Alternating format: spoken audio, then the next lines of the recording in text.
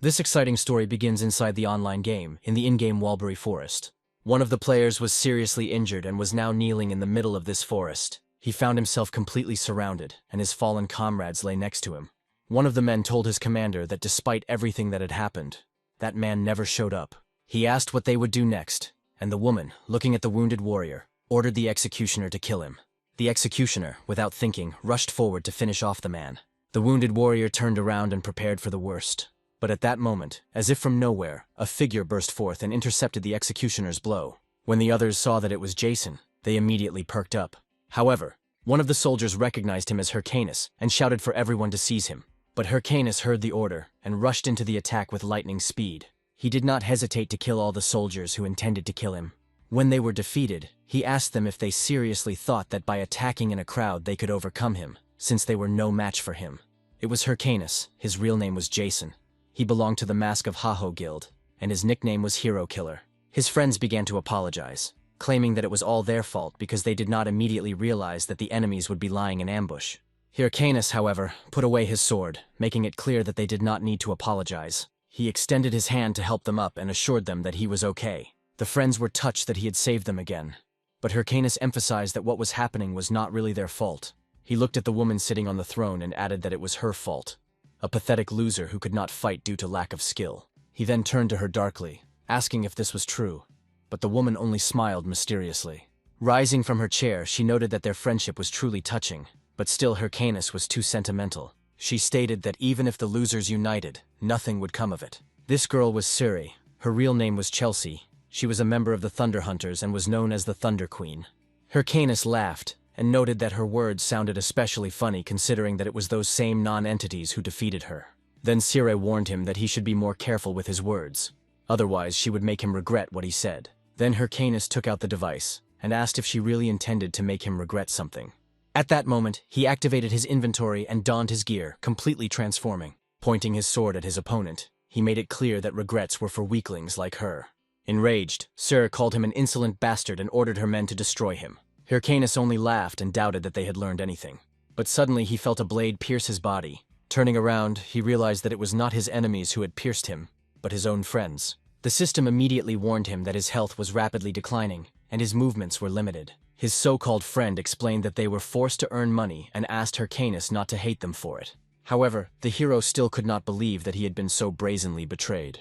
Sire burst into loud laughter and began to openly mock Hyrcanus. He turned out to be a naive fool who believed in their friendship, as if it had any meaning where money was involved. Approaching him, Sire stated that she was going to remove him from the game.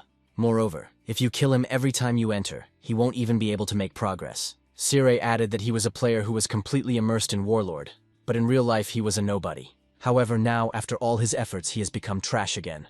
In response, Hyrcanus, maddened, dug his nails into the ground. He then rushed at her with a scream, ordering Sire to shut her filthy mouth. But a moment later, he was stopped again by his own comrades, who plunged their swords into him. Looking at this, Sire thanked them for it. Gathering his remaining strength, Hyrcanus asked again why they had done this, since the guild meant everything to him.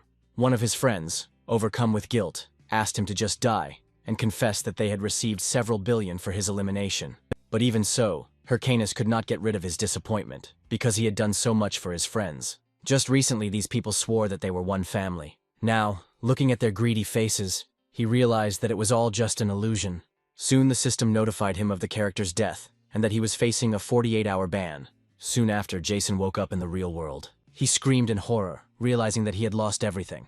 The game Warlord became a massive worldwide hit. It took over the world and brought in huge profits thanks to AI. This game became more than just a game for Jason. This game became the only thing he was good at, because in real life, everyone always considered him trash. He recalled how he met a friend who later betrayed him. That day, this guy seemed kind to him, and even invited him to create a guild together. But now, returning to these memories, he felt furious again. Grabbing his shirt and hastily putting on his slippers, he ran out into the street, his thirst for revenge never leaving him. He called Donald and wondered if he understood what he had been through. Running along the streets, he did not notice the red traffic light. At that moment, a truck was approaching him at great speed. But the hero was immersed in thoughts that if he had known how it would all end, he would never have wasted time caring for others. Not noticing the approaching garbage truck, Jason didn't have time to dodge. The car hit him, throwing him to the ground with all its force. Lying on the asphalt in a pool of his own blood, he heard the voice of the answering machine informing him that the number he had dialed was unavailable. The only thought in Jason's head was that of all the possible outcomes, he ended up getting hit by a garbage truck. The images of his betrayed friend appeared before his eyes again. He also remembered the face of Seer, who removed him from the game. In the last moment before his death, he swore that he would take revenge at any cost. Then something strange happened.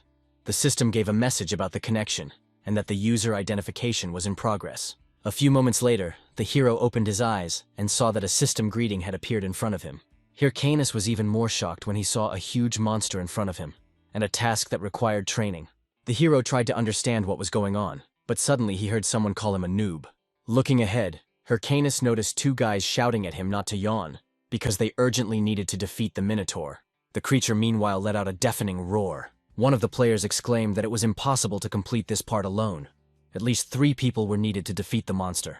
Hyrcanus clarified whether the Minotaur was the tutorial boss that was removed from the game 5 years ago due to being too difficult. Hearing this, one of the guys was perplexed, because Warlord had only been released 10 months ago. These words completely confused Hyrcan. But soon he, thinking about the release date, pretended to understand them. He crouched down, raised his sword and walked straight towards the Minotaur. The others called after him, asking where he was going, but Hyrcanus ignored them. Ready for battle, he charged straight at the boss. The other players looked at each other and decided that he had gone crazy. The Minotaur noticed the approaching enemy and prepared a powerful attack. However, Hyrcanus managed to dodge at the last moment. He increased his speed and delivered a furious blow that cut his opponent into pieces. Soon the remains of the Minotaur collapsed to the ground. At that moment, the players froze in shock, not believing their own eyes. But soon they looked at each other with sly smiles. Then they called out to Hyrcanus. One of them extended his hand to him, noting that he was indeed strong, and invited him to join their guild. However, for Hyrcan, this offer became a painful reminder of the past, when his first friend invited him to the guild. The irritation flared in his chest again, and he declared that he had just made a decision. When the boys, laughing, asked what it was all about, they were overtaken by Hyrcanus's rage. He mercilessly destroyed them with a blow of his sword. In a rage, he said that if he ever trusted anyone again in this new life, he would consider himself a dog. Soon after, Jason returned to reality. When he opened his eyes, he was very surprised by his surroundings. The hero realized that he was in a huge V-Gear store, and there were a lot of people there besides him. He recalled that 5 years ago he didn't have the funds for his own VR device, and had to make do with a demo headset. This thought scared him even more, because it meant that he had actually gone back in time. Throwing his helmet aside, he decided there was no time to waste.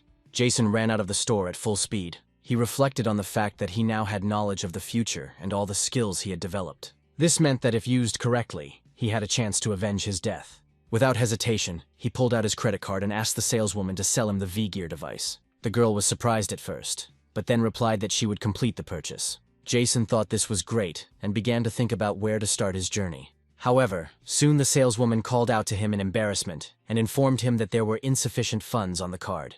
At that moment, Jason froze in a daze. Then he looked down and realized that it made perfect sense. After all, if he had money, he wouldn't have been sitting at the demo version. Panic gripped him. He wondered if he would have to earn money first, but he immediately rejected this thought. There was no time for that. At that moment, a familiar voice pulled him out of his thoughts, and Chelsea, known as the Thunder Queen Sire, appeared on the huge screen in front of him. On screen, she declared that the strong were never afraid of trials, because hesitation was a luxury unavailable on the battlefield. Sire called on everyone to become masters of war. Jason looked at the game's advertisement in horror, realizing that in front of him was the very woman who had taken everything from him. It came to mind how she had once mockingly called him trash. He turned away in a rage, deciding that he could no longer afford to pick on her. By the evening, the V-Gear device had already been installed in his house. The technician reported that the setup was complete and the system was ready for use. Jason thanked him and looked at the business card in his hand, because he could only buy the device by borrowing money. He remembered going to the moneylender and asking for 10 million won. He agreed without hesitation. But then the man, placing Jason's hand on the table, suddenly took out a knife and with a grim look, thrust it between his fingers. He made it clear to the hero that if the debt was not repaid, his life would turn into utter hell. Jason then said with some hesitation that he would cope and pay everything. But now, looking back, he decided it didn't matter. He was even ready to crawl through hell just to achieve his goal and destroy the traitors. With the preparations complete, Jason loudly called out the launch command. The system responded immediately, notifying that user identification had begun. Hyrcanus thought that quite a while had passed since he had been here. The hero realized that a girl would appear soon, but he did not immediately remember her name. And at that moment, An entity in the form of a girl appeared before him, congratulating him on completing his training. She introduced herself as Ariadna and explained that she had come to help with class selection. Using her powers, she explained that one must choose a base class, the skills of which will determine one's class. Ariadna described 3 possible options. The warrior was a close combat fighter, suited to those who enjoyed dynamic combat. Hirkin was interested in this, but at the same time he understood that in a single-player game, this class became too difficult, and therefore refused. Then Ariadna told about the cleric, a support class capable of healing and strengthening allies with magic. But the hero also resolutely refused this option, declaring that he did not intend to waste time helping others. There was one last choice left. Ariadna noted that all that remained was to hope that the game would be exciting enough for him. The system soon announced that the base class had been chosen, and that he would be teleported to his class's tower. When the hero arrived at the place, he was met by an old man sitting on a huge book. He greeted Hirkin as a young seeker of knowledge and introduced himself as Golko, explaining that he would be his guide on the path of magic. After that, he asked what kind of magic he would like to study. Hircanus replied that he would like to master dark magic. For a moment there was silence in the room. The old man asked again if he really spoke about earth magic, but the hero clarified that he was talking specifically about dark magic. Shocked, Golko asked him how he knew about this art, since dark magic devoured the soul of the one who used it. Hircanus confidently stated that he knew about this and was ready to risk everything. Golko trembled. He could not believe it, but said that he was ready to get down to business at once. After that, he showed his true face, and in an instant from a kind old man he turned into a living skeleton. Golko laughed, admitting that he had not seen a young man ready to take this path for a long time. Having summoned a book of dark magic before the hero, he offered to place his hand on it. However, he warned him one last time that this road was too treacherous for the faint of heart. But Hircanus, without thinking, put his hand on the book. He emphasized with a firm look that his heart was far from weak. At that moment, black energy surrounded him. Then the skeleton laughed, feeling how power filled the body of the protagonist. He noticed that at last a truly interesting person had appeared. Then Gherkin remembered the legendary video from his past life. It showed a necromancer single-handedly defeating a raid boss. He realized that this was exactly the kind of power he needed. The system immediately announced that he had become a necromancer, and that he had also received a skeletal fragment. The hero was inspired, and immediately decided to test his new skill. He threw the skull, shrouded in magical energy, to the ground. Then the system notified him that the skeletal warrior, infused with his magic, had begun to take form. Hircanus watched as his magic brought the creature to life. Soon the skeleton stood before him, and then the hero thought that this time he would become a necromancer. He turned around and noted that it was time to level up, since the training dungeon was supposed to be very close. However, when he looked at his skeleton, he noticed that its head had fallen off. They just stood there, looking at each other in silence. At that moment, a portal opened and the system reported that Hirkin had entered the training dungeon for beginners. However, his mood was spoiled when he remembered how his skeleton lost its head from the slightest movement. The hero remembered that in his past life, such creatures looked much more reliable. He brought up the stats window and saw the description of the skeleton fragment skill. The hero wondered if he had overdone it with mana, and decided that he now urgently needed to gain levels. Suddenly he heard a noise and turned around sharply. As it turned out, a pack of coal wolves was approaching him. The hero was pleased and looked forward to the upcoming battle. These wolves were not considered the strongest, but their speed made them ideal opponents for testing skills. Hircanus then activated the skeleton fragment and ordered the skeleton to attack. The skeleton immediately appeared in front of him, and the system notified that the warrior had detected an enemy and taken a fighting stance. After this, the skeleton turned towards the animals and let out a loud, frightening roar. The wolves, seeing the creature, became slightly wary. However, Hircanus mentally ordered his subordinate to destroy them as quickly as possible. Hearing the order, the skeleton rushed to attack. The hero was delighted. Everything looked better than he expected. He decided that at this rate, he would soon reach the maximum level. However, after the wolf's first blow, his skeleton was torn to shreds. What he saw caused Hircanus to feel genuine despair. The summoning skull fell right at his feet, and it seemed like tears were welling up in his eyes. This simultaneously angered and confused the protagonist. He brought up the system screen again, assuring her that this couldn't be the correct result, and demanded to see the skill details. Looking further at the description, he realized that he had probably forgotten to set the mode. Then he switched his skeleton into defense mode, but the result was the same. The wolves simply gnawed the bones of his warrior. Then he changed the setting to the third option, special action mode. But the skeleton only performed a dance in front of his enemies. Hircanus could not bear it, and almost in tears, admitted that he found himself in a hopeless situation. When he tried to delete the character, the system informed him that it was impossible. New accounts are not deleted for 3 months. Gherkin realized that he would not be able to delete his account or change his class, and besides, The loan payments were due to start in a month. The hero wondered why everything was falling apart, just when he thought he was finally moving forward. Looking at his useless skeleton, he desperately asked it to at least just stand still. He then wondered how that legendary necromancer from his past life had been able to endure so many battles. And then it suddenly dawned on him.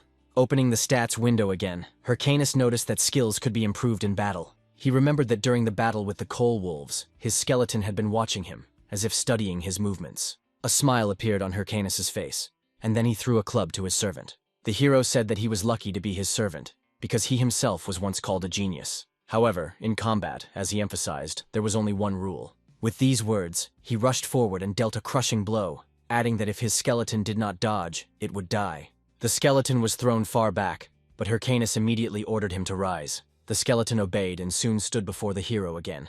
Then everything repeated itself. Hyrcanus struck blow after blow. The skeleton's body flew into the stone walls again and again. The hero shouted, demanding that his subordinate not stand there like an idiot, but learn to dodge and counterattack when the opportunity arose. The skeleton wiped his face and prepared for battle again. However, now the enemy is again the coal wolves. This time he managed to dodge their swift attack. He then countered right to the jaw and finished the lunge with a powerful spinning kick. This was enough to defeat all the coal wolves. After the victory, the skeleton turned to his master, but Hyrcanus reminded him that he should not be distracted during the battle. However, deep down he chuckled and admitted that the last blow was actually pretty good. The system soon notified him that his proficiency in the bone shard skill had increased by several levels at once. Hyrcan smiled contentedly and noted that his conscript had done a great job and that they had both received a level up. Sometime later, the hero found himself in the starting village, Figus Castle. Hyrcanus thought that his student was learning very quickly, and after a few more days of training he would be able to cope with the dungeons alone. Therefore, he believed that now was the decisive moment. First, he needed to reach the 10th level. Suddenly someone called out to the main character. A plump guy appeared in front of him and asked him defiantly if he knew that after a collision, it was customary to apologize. Hyrcanus ignored him, thinking that he had no time for such trifles. It would be easiest to just kill them and move on. The fat man had already swung, intending to hit him, indignant that the guy was ignoring him. However, suddenly a stranger appeared in front of him and intercepted his fist. The man said that you can't just attack people with your fists. The fat man, although he was unhappy, quickly calmed down, assuming that the man was in cahoots with this guy. Hyrcanus went cold as he noticed his clothes and his powerful build. The man's name came to mind. His name was Matador Cheb. This is a legendary warrior from his past life. The protagonist felt a cold sweat break out on him, and he involuntarily shouted for the guy to wait. However, the fat man did not pay any attention to this, and spat on the ground next to the legendary warrior. He said that he had better keep away if he did not understand anything, since it was Hyrcanus who had confronted him and had not apologized. The fat man added that apparently Cheb had never heard the saying, an eye for an eye, a tooth for a tooth. At first, Cheb didn't answer, but at that very second he released a monstrous aura. Hyrcanus was amazed by the power he felt. Cheb's smile became truly creepy. Then he clarified that since he had already hit him on the palm, perhaps he should respond in kind.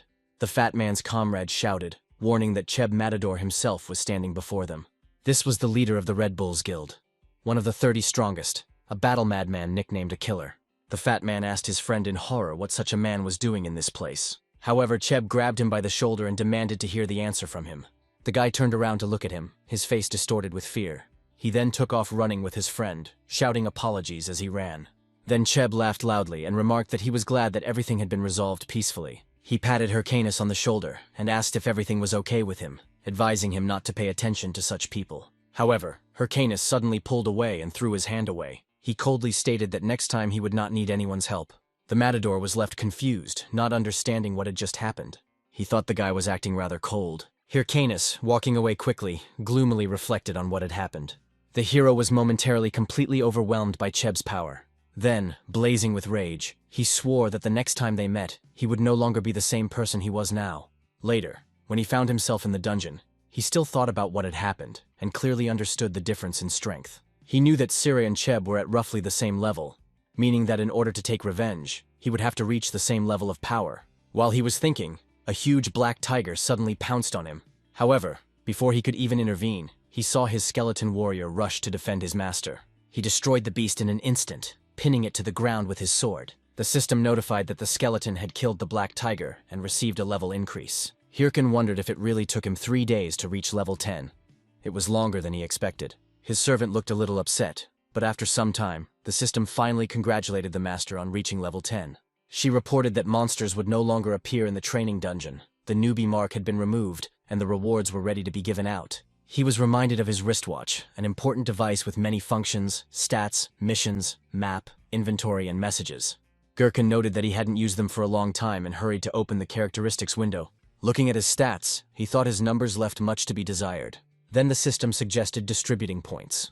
Hyrcanus thought that this was the first distribution, and there was no room for error. It would have been better for the Necromancer to boost his intellect or magic, but he unexpectedly decided to put all his points into strength. At the same moment, the strength indicator increased by 50 units, reaching 53. The skeleton, watching all this, looked extremely disappointed. Seeing this, Hyrcanus asked him what was the matter. Then he explained that he had no intention of giving up necromancy. He explained that he did this for the sake of training his conscript. An increase in intelligence or magic would not have given a noticeable result now. However, his strength will allow him to teach the servant all the fighting techniques he has honed in the past. He admitted that he literally put his life on the line, relying on the skeleton to learn everything. But the hero ordered the skeleton not to soften and to concentrate on training while he took care of the rest. Hyrcanus also added that there is a way to compensate for the missing characteristics. The next day he went to the Raiders Association, to the Fegus Castle branch. There, the task distributor took out an item and loudly announced that new missions had arrived. The crowd of players immediately rushed forward. Hyrcanus reasoned that at this time of year the tasks were not so good, but people still rushed after them.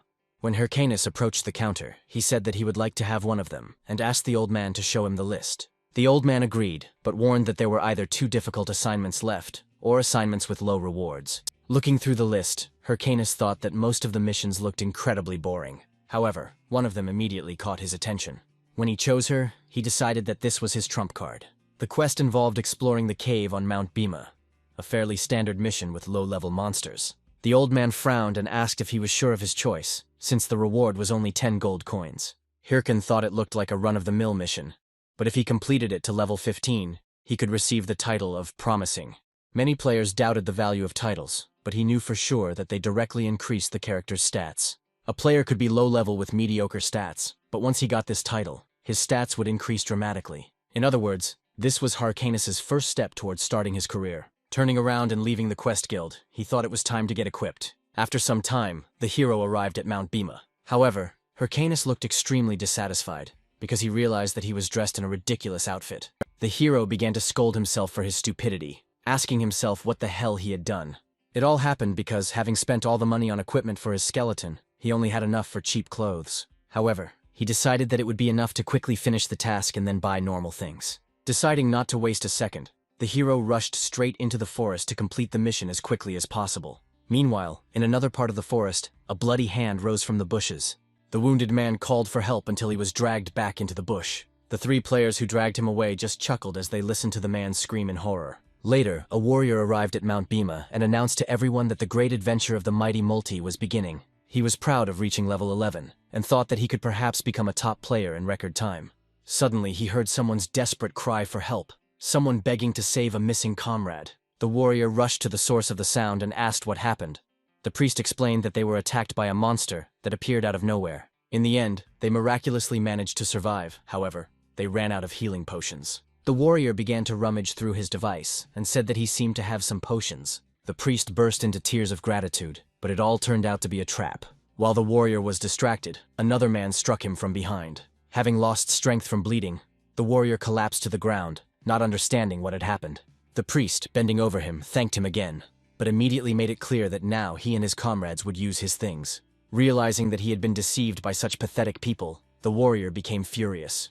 The priest plunged the blade into his body and coldly added that it was all his own fault, since he had fallen for such a cheap trick. The system notified that player Multi had been eliminated and removed from the game. She also reported that his watch had been reset and now belonged to this group of players. They were members of the Ralph family, a notorious gang of gambler killers. Then the priest, hung with several hours, cast an ominous glance at his friends and ordered them to look for the next victim. At this time, in another part of the forest, the skeleton was preparing to fight the wolves. Without thinking twice, the monsters rushed at him. The hero snapped his fingers and switched his soldier into attack mode. The skeleton rushed into battle without the slightest delay and easily destroyed the enemies. The system announced that the skeleton warrior had killed an ancient wolf and received 375 experience points. Then another 366 for the next one, and finally 379 for the last one. Watching the fight, Hyrcanus noted that since he had bought the skeleton a sword, he could now single-handedly deal with an entire pack of wolves. He was confident that he had done the right thing when he gave priority to his subordinates' equipment. The hero thought that real players care about performance, not appearance. The skeleton looked back at its owner and noticed his proud gaze, but he immediately waved it off. The hero stated that if his warrior was already finished with the wolves, then it was time to leave. He had to level up and get rid of this ridiculous costume. The skeleton immediately hurried after its owner. But at that moment, suddenly an arrow whistled through the air and pierced his skull. This stunned Hyrcanus, and he tried to understand where the shot came from. A man immediately approached him and began to apologize. It turned out that these were the same deceivers from the forest. The priest said that he confused his creature with a monster, and therefore shot. He continued to make excuses, insisting that he was sorry. Hyrcanus was about to forgive them, but he noticed a watch stained with blood on the priest's hand, as well as the sword of the slain warrior. He immediately realized that these were bad guys and began to pretend to believe them. He smiled and said that everything was fine and asked if they had any mana potion. The priest replied that, unfortunately, they were not there. But they could help him level up, since mana was restored as the level increased. Hyrcanus pretended not to suspect anything and agreed. The priest assured him that they wanted to help, because they were to blame for what happened. Pointing at the monsters ahead, he called his group into battle. Then the three of them headed towards where the wolves were. On the way, he quietly asked if everyone knew the plan, and his accomplices answered in the affirmative. The warrior whispered that he would be the first to take on the aggressive monster. The mage said that he would then put an attack buff on them. They will then supposedly accidentally release the monster on the unsuspecting hero. They expected him to panic when he saw the beast rushing straight at him. However, their expectations were instantly shattered. They could not believe their eyes. As it turned out, the skeleton dealt with the creature with ease. Then Hyrcanus calmly stated that he was fine and suggested continuing. Players began to wonder what kind of creature he was wielding and whether his level was higher than they thought. In this case, they decided to change the plan and began releasing several waves of monsters at once. They hoped to distract the hero while the warrior sneaked up behind him. As the warrior prepared to strike, he was sure that they had already won. So he brought his mace down straight on the protagonist without hesitation. However, at the moment he attacked, Hyrcanus easily dodged, which confused the enemy. Before he could react, the warrior received a crushing blow from the hero. The priest panicked and screamed in despair, trying to understand what was happening. Then Hyrcanus snapped his fingers and summoned his companion. The skeleton responded instantly, his eyes glowing blue. Then, without hesitation, he rushed together with his master to attack the bandits.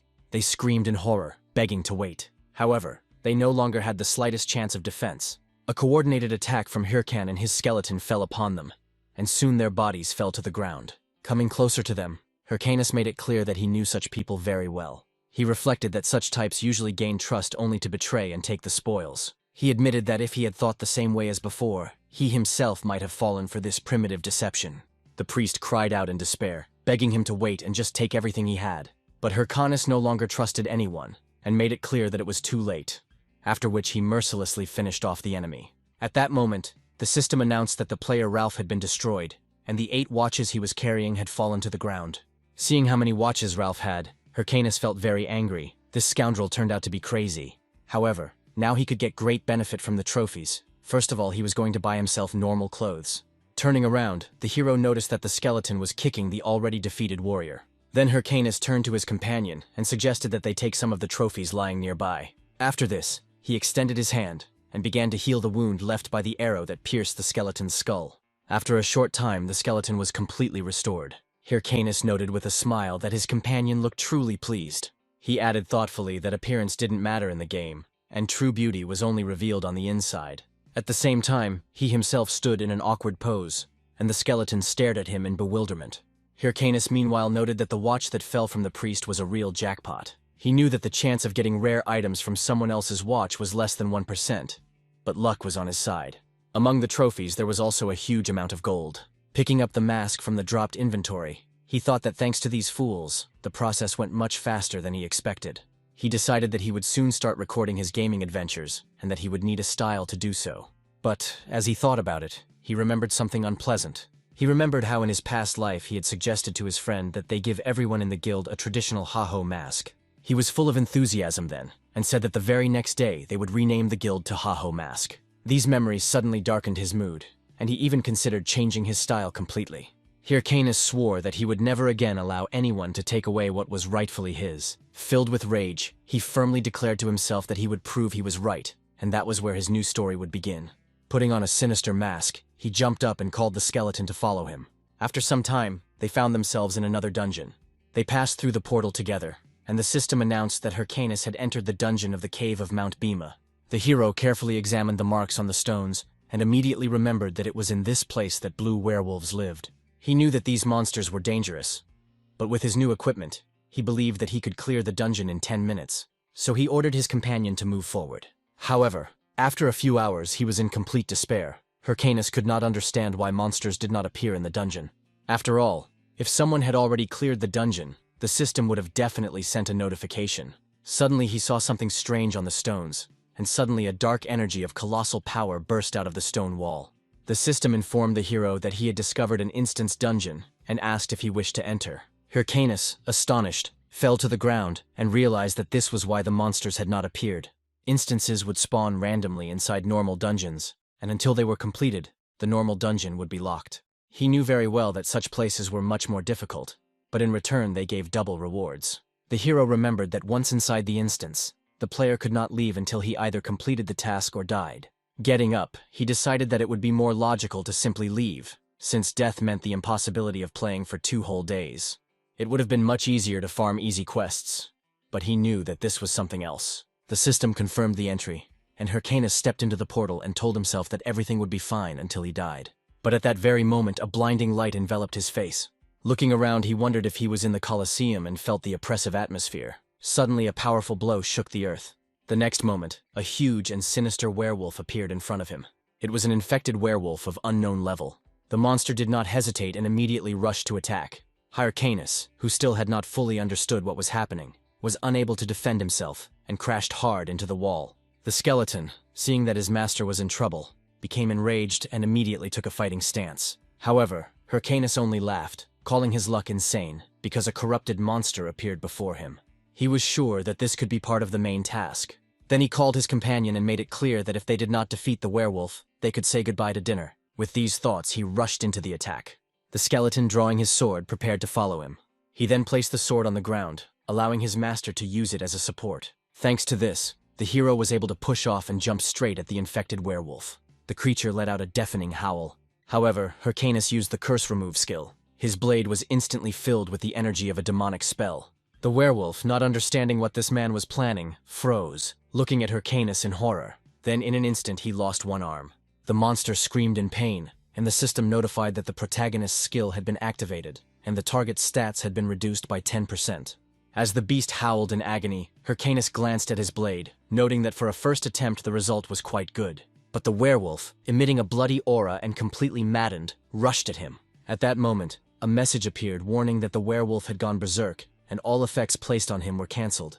Hyrcan prepared himself for the worst, mentally noting that this was what he expected from the dungeon boss. Then he smiled, deciding that now was the right time to try something he had been saving for later. Activating the inventory, he summoned a stream of dark energy. It completely engulfed his body and then exploded, releasing all its power. Then Hyrcanus emerged from the flash, dressed in battle armor, and laughingly asked where they had left off. This was a slot activation unique to Warlord. When activated, the slot would pass energy through the player's body, enhancing his characteristics and changing his appearance. However, the form always remained unpredictable and was different for everyone. That's why most players called this mode the ultimate ability. Then Hyrcanus summoned the infected werewolf to show him what he was capable of. The monster roared with rage and rushed at the hero. However, he dodged his blows without much difficulty. After a few maneuvers, he jumped back to buy time. However, the werewolf once again released a powerful attack. As he dodged, Hyrcanus thought that his opponent was clearly a boss. The beast's speed and strength confirmed it. He wondered how many more attacks he could withstand. As the werewolf went on the attack again, leaving many vulnerable spots, Hyrcanus noticed one of the openings. His sword, radiating energy, fell on his opponent, dealing a crushing blow, and the monster screamed in pain. Hyrcanus smiled, noting that it was moments like these that made the game truly exciting for him. But then the earth trembled under his feet. It turned out that the werewolf was still alive and attacked again. The hero sighed, realizing that the enemy was still in a state of rage and it was dangerous to relax. As the beast swung its claws, Hyrcanus only smiled. He glanced to the side and wondered if his skeleton had forgotten something too. At that moment, the skeleton suddenly jumped on the werewolf. He dealt him a crushing blow and managed to cut off his second hand. Then Hyrcanus ordered his servant that it was time to use the technique they had been practicing together. The werewolf was confused and lost the ability to resist. The combined attack of the master and his skeleton fell upon him so quickly that he did not have time to react. In an instant they dealt a multitude of blows, cutting the enemy into pieces. The system then announced that the infected werewolf had been defeated. Hyrcanus turned off slot and noted with satisfaction that everything had not gone so badly. The system confirmed the completion of the Bima Mountain Cave mission, destroy the monsters, and awarded him 10 gold coins as a reward. In addition, the system announced that the skeleton warrior had defeated a high-level monster, and the bone shard skill had been upgraded to rank E. While the skeleton rejoiced at his victory, Hyrcan thoughtfully noted that the instanced dungeons did indeed drop better rewards. The hero received the Necklace of the Infected Ranger, a unique story item that increased all stats by 18. Hyrcanus was amazed by such a find. He understood that he would not be able to sell the necklace, but its value was higher than standard items. The surprise was heightened when he received 3 new titles at once. They were Promising Newcomer, Hero Aspirant, and Infected Ranger. The hero was surprised, deciding that perhaps this was the introductory title to the first chapter of the main storyline, The Infected Count. He knew well that the main quests were the foundation of the Warlord world and represented the key storyline. And since the rewards for them were truly colossal, any player was eager to take part in them. The main quest was the heart of the game. Trembling with excitement, Hyrcanus thought that even in his past life he had barely reached the 4th chapter. He took what happened not as simple luck, but as a real jackpot, and decided to immediately leave the game. In the news, one of the players solemnly announced that the Hydra Guild had officially entered the final chapter of the Infected Count scenario. They intended to complete it within 3 months, but Jason paused the broadcast and felt deeply disappointed. What recently seemed like a jackpot in the game suddenly turned into nothing. He then became enraged and began banging his head on the table, realizing that the player and his guild were already in the final stages. Jason wondered if perhaps he had no choice but to step aside and wait for the next chapter. But soon a thought arose in his head. He hurried back to the computer, deciding that this might be his chance. The whole world was now watching the Infected Count scenario, and Warlord's first main storyline was coming to an end. He wondered if it would make a difference if he posted his video about the Infected Count right now. The hero suggested that it could go viral. Jason realized that he had done a good job recording everything that was happening. Now he needed to edit the recording and upload it to WTube. He realized that editing was the key moment and could only be entrusted to one person. A legendary figure from a past life surfaced in his memory. It was a girl, a famous editor named Romani. Seeing the hero's request, she wondered who this Hyrcanus was. While checking the request, Romani wondered what a level 15 player could possibly achieve. She assumed that this was just the initial cave, and that it was just some rich newbie filming a video for social media. However, her gaze suddenly caught on one detail, and she remembered in amazement a certain person. The thought of who it could be filled her with genuine delight. Romani was a freelance video editor, and in-game she went by the nickname Hellmouth. Meanwhile, the story moves to the city center, dotted with skyscrapers. In one of them, a woman in a red suit was watching the news on her tablet. Her subordinate entered the room and asked if she had called him. She replied that a new video about the Infected Count had just appeared. She noted that she found this video quite interesting, because it showed a level 15 single-handedly defeating an infected werewolf. The man said that their team had also seen this player, but such monsters were too low-level to waste energy on surveillance. However, the woman only smiled mysteriously and noted that she liked the video. After that, she ordered the hero from the recording to be brought to her. This girl was Chelsea. She was the head of the Thunder Group Corporation, the greatest business conglomerate. In the game Warlord, she was named Thunder Queen Sura. The next day, the main character looked at the screen of his phone in surprise. The video he posted the day before has already gained more than 6,000 views. It seemed strange and even awkward to him. In his past life, it had taken him months to achieve this result. Romani asked him if he had seen the number of views, and the hero suddenly realized that the situation had changed in another way as well. She wrote first, which she never usually did, as she had a reputation for being mysterious and unattainable. Moreover, she asked when he would send her the next video, and Jason admitted to himself that he had no idea what to do next. He understood that he would never find another monster like that infected werewolf. Therefore, he came to the conclusion that it would be better to return to recording videos only when he reached level 50. However, he still launched the VR device, started logging into the game and thought that he should strike while the iron was hot. Meanwhile, Cheb, known as the Killer, was watching the video of the hero again. He noted that no matter how many times he watched it, the player's movements always looked impressive. But at some point he thought about it. The face and the way he moved seemed vaguely familiar to him, as if he had already seen this person. At that moment, a girl approached him. Yell, a member of the Red Bulls. Cheb explained that he was talking about Hyrcan, the player wearing the Haho mask, and that he was currently one of the most discussed topics. Yael noted that if her friend had watched the video countless times, it was no wonder it seemed familiar to him. The blonde, filled with excitement, exclaimed, "Newcomers were always constrained, but this player acted completely differently."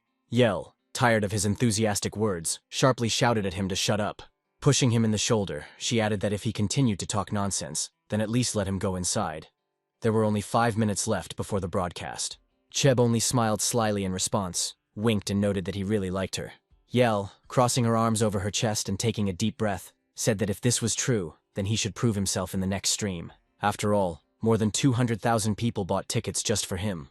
Soon the crowd was greeting the leader of the Red Bulls and the 9th-ranked warlord, Matador Cheba. When the broadcast began, all the guild members gathered at the dungeon portal. The portal to the dungeon was supposed to open soon.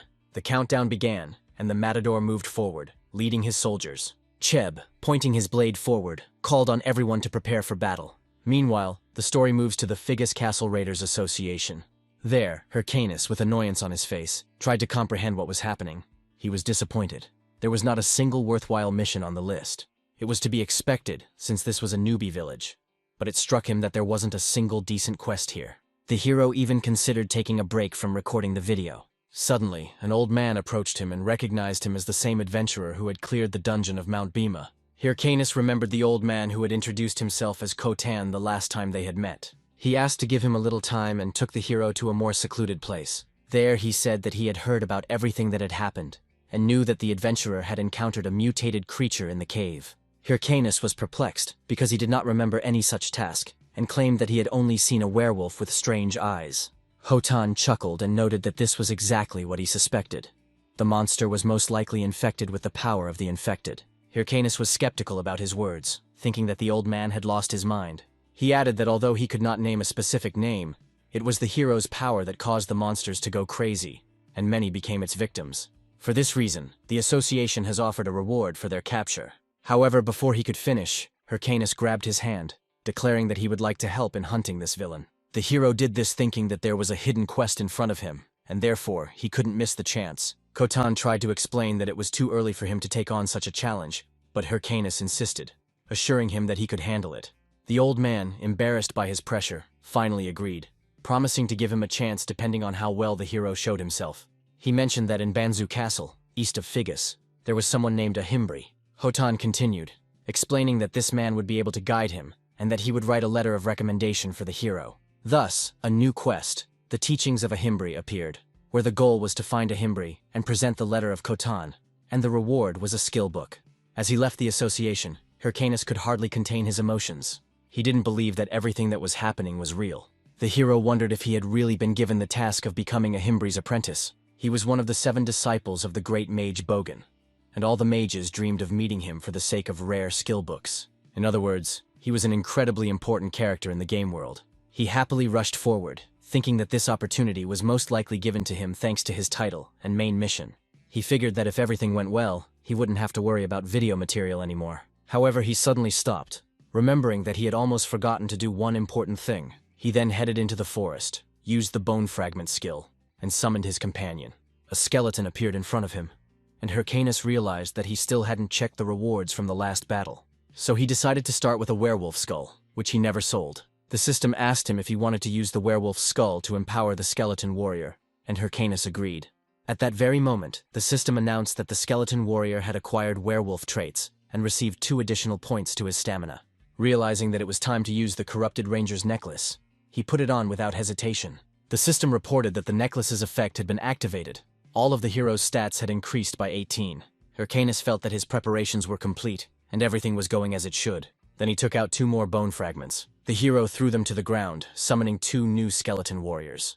The lead skeleton was confused when he saw 2 new skeletons behind him. Then Hyrcanus explained to him that now there would be 3 of them, and from now on they had to fight as one, so they should get along. Having gone deep into the forest with the new summons, the hero thought about what kind of monsters could live in the area. Meanwhile, the skeleton went berserk. He believed that he should be the master's only disciple. They didn't have to wait long. Soon they met a level 25 forest bear. The monster rushed to attack, forcing the hero to dodge. The blows of his powerful paws flew every now and then literally a couple of centimeters from Hyrcanus' head. But at some point the bear found a convenient moment and rushed forward with a roar. Hyrcanus panicked and thought that he wouldn't have time to dodge. However, he suddenly smiled, snapped his fingers, and noted that he had managed to attract the attention of the beast. One of his skeletons rushed at the enraged bear, but despite the element of surprise, he received a powerful blow and was thrown back, and several of his bones were cracked. An angry Hyrcanus wondered if his summoner had really thought such a predictable attack would work. He ordered to attack again, and then the second skeleton rushed to attack. But the hero again received the same result. The skeleton was thrown away. The hero finally lost his temper and started shouting, repeating that he needed to attack from the blind spot. When he noticed that the second skeleton had repeated the same mistake, his rage only increased. However, the third skeleton suddenly stepped forward and stood in an awkward pose. This made the owner smile. He thought that perhaps this one would show a better result. Then the skeleton jumped on the bear, preparing his sword to strike. It seemed that he would definitely succeed the third time. However, the monster easily swung its paw and threw him away, completely cutting off the skeleton's head. Hyrcanus nearly exploded with rage and disappointment, and in the end he had to finish off the beast himself.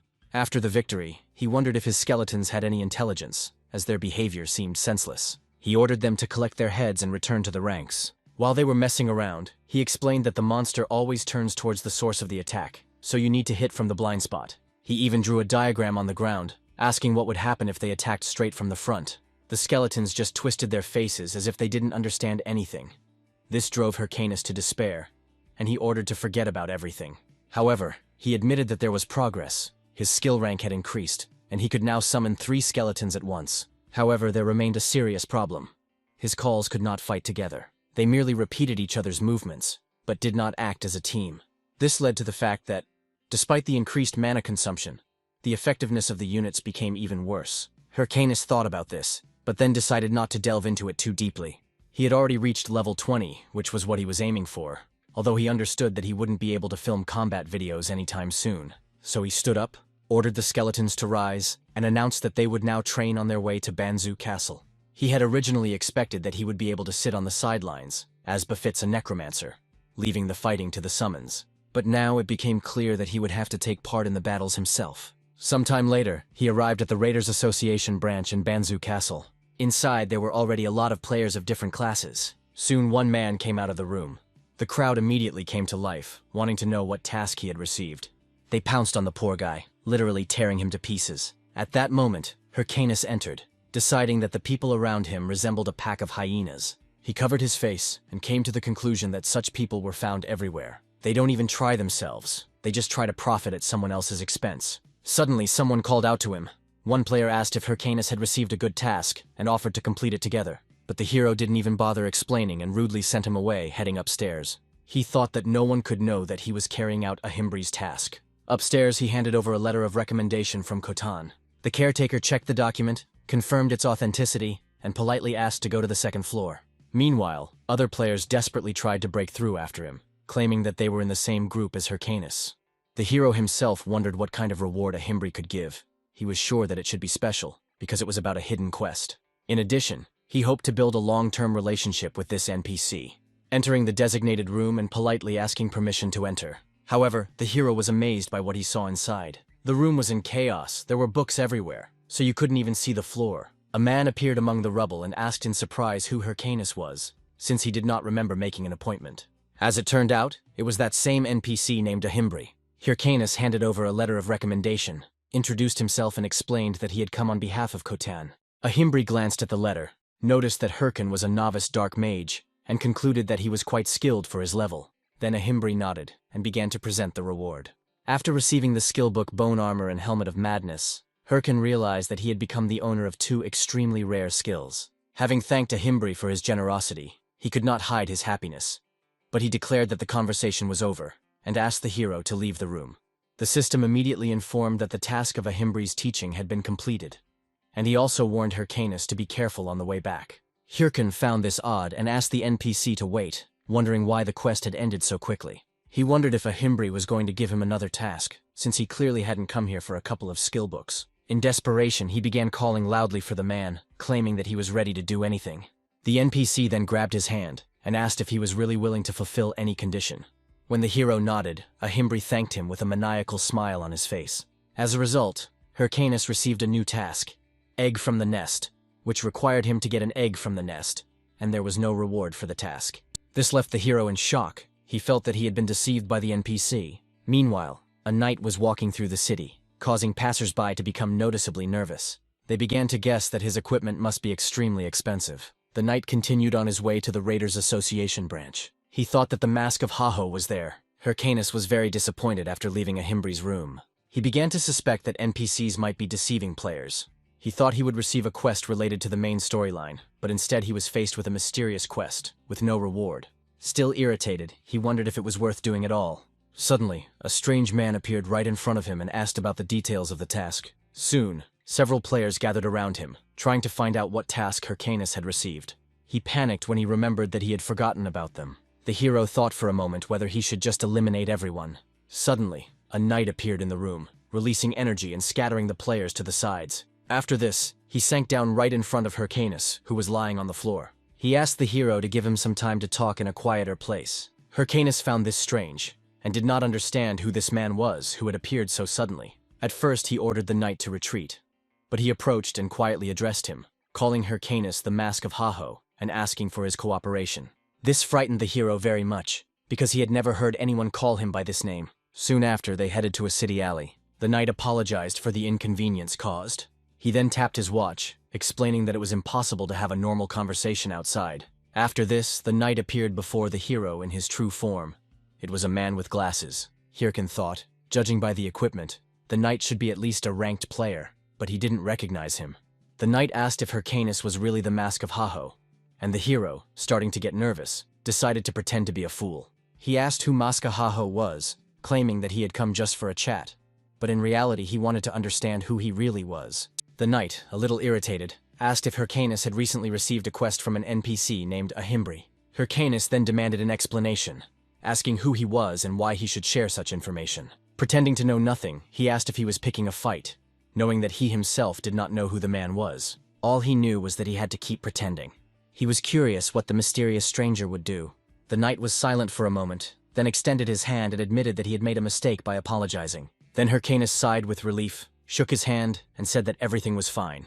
Then he turned around, intending to leave, showing that he would forgive this only once. The knight only silently watched him leave. At this time, another player, emerging from the shadows, informed his comrade that he doubted that Hyrcanus was the one they were looking for. The knight noted one thing: the hero was clearly not an experienced player.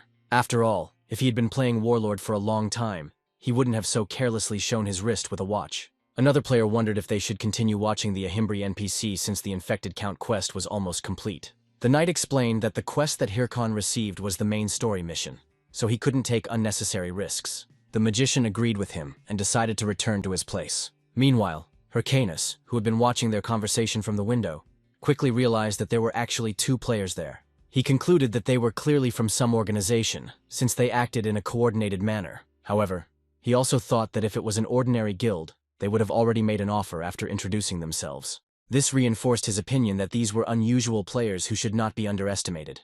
The next day, Hyrcanus was still puzzled by what had happened, suspecting that the mission was hiding something more. He assumed that these players had seen his video and knew in advance that Mask of Haho would receive the task, since they let him go so easily. That's why he believed that they didn't care who was really behind the nickname Mask Haho. The hero understood that if he continued the quest, he would encounter these players again. And to avoid the meeting, he will have to temporarily stop publishing videos. He wondered why these lunatics were always ruining his life, especially when he had enough problems with Chelsea. Meanwhile, Chelsea had just been knocked out of the game. Her secretary Penny entered the room, praising her hostess for the work she had done. She handed her a bottle of water and asked how the guild entry exam went. The woman picked up the bottle and declared that all the candidates were complete trash. She wondered how they could be so useless. She then asked if there was any news about the Mask Haho she had mentioned earlier. Penny hesitated a bit, but said that he seemed to have joined another guild, since he hadn't responded yet. This made Chelsea furious, and she demanded that the information be verified. A frightened Penny assured that she would look into the situation again, and would not return until she was sure that the information was accurate. While Chelsea was changing, she asked what the chairman had said. However, Penny replied that he had not said anything yet. Chelsea smiled and explained that if he was being quiet, it meant that Warlord was doing very well. After she got dressed, she pointed out that the hero tried to force the marriage when she told him about her experience in the game. Chelsea then ordered her assistant to gather a new batch of candidates and report back the results the next morning. Penny was surprised and asked if she really had to do it so soon since it was unexpected. But Chelsea ignored the secretary and walked out of the room. And then Penny thought that her boss had a terrible temper. Later, while in the dungeon, Hyrcanus noted that he had not been here for a long time. Now they came to the swamp with the lizards. He decided that since Ahimry was currently in Banzu Castle, the quest must be somewhere nearby, considering it was related to finding the egg.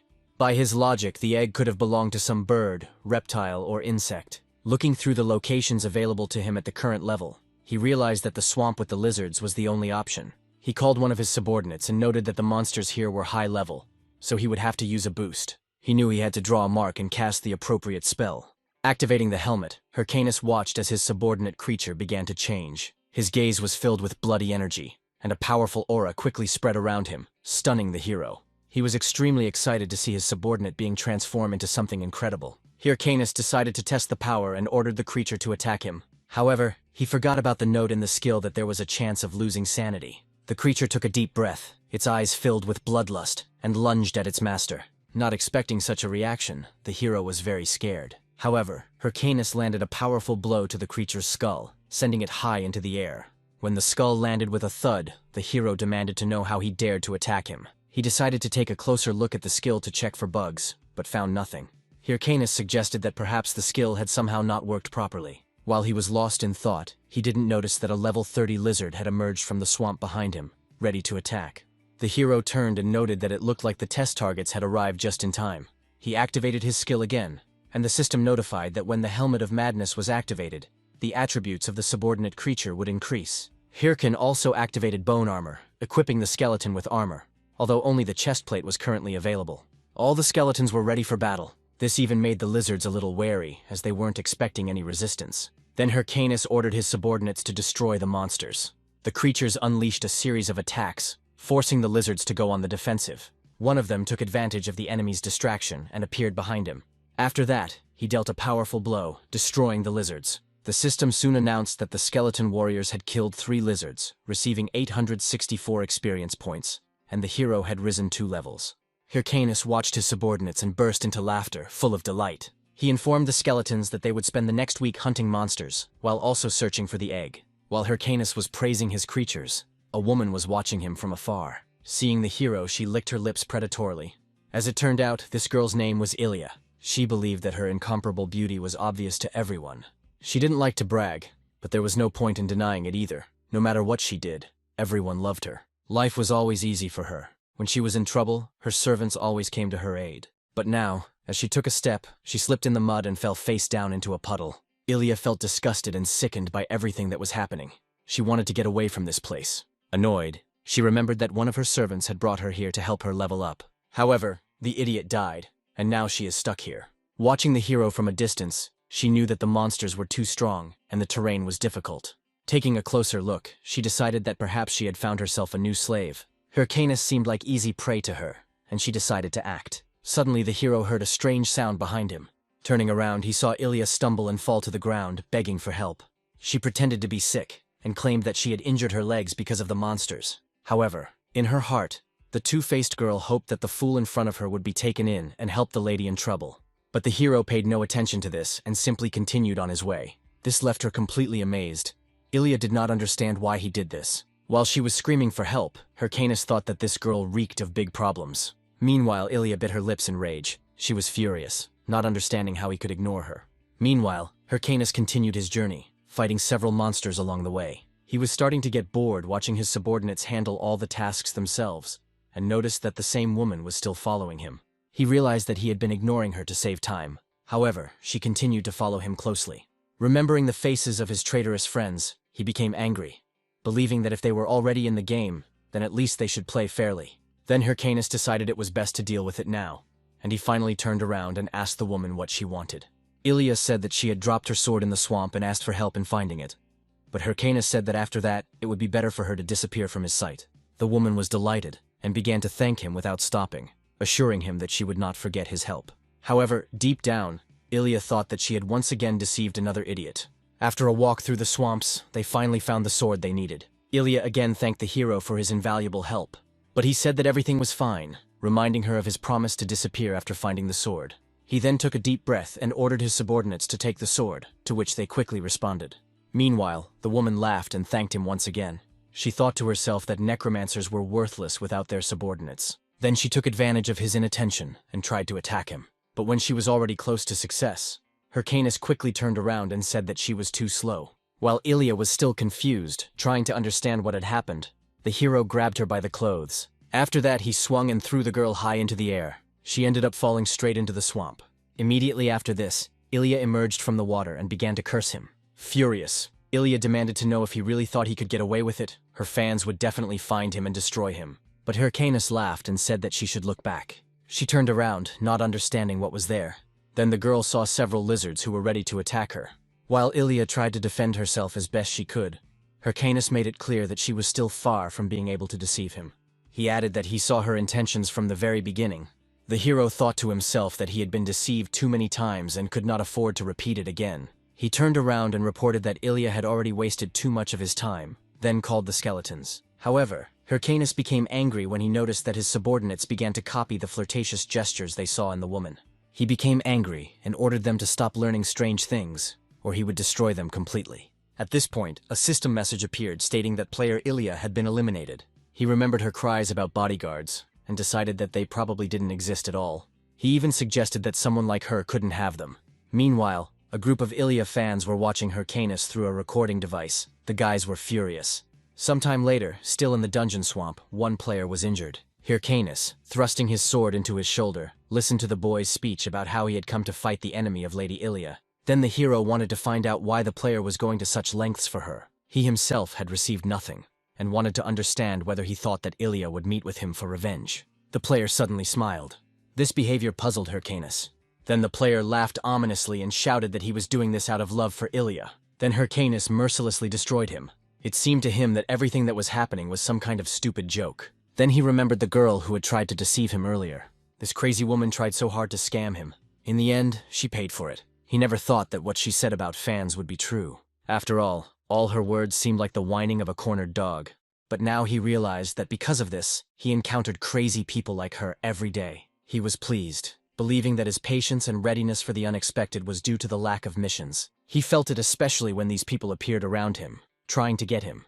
Then the hero wondered whether it was worth finding that woman again and punishing her. However, he quickly decided that it was better not to do this, so as not to create new problems. The system then notified him of the receipt of another watch that did not belong to him.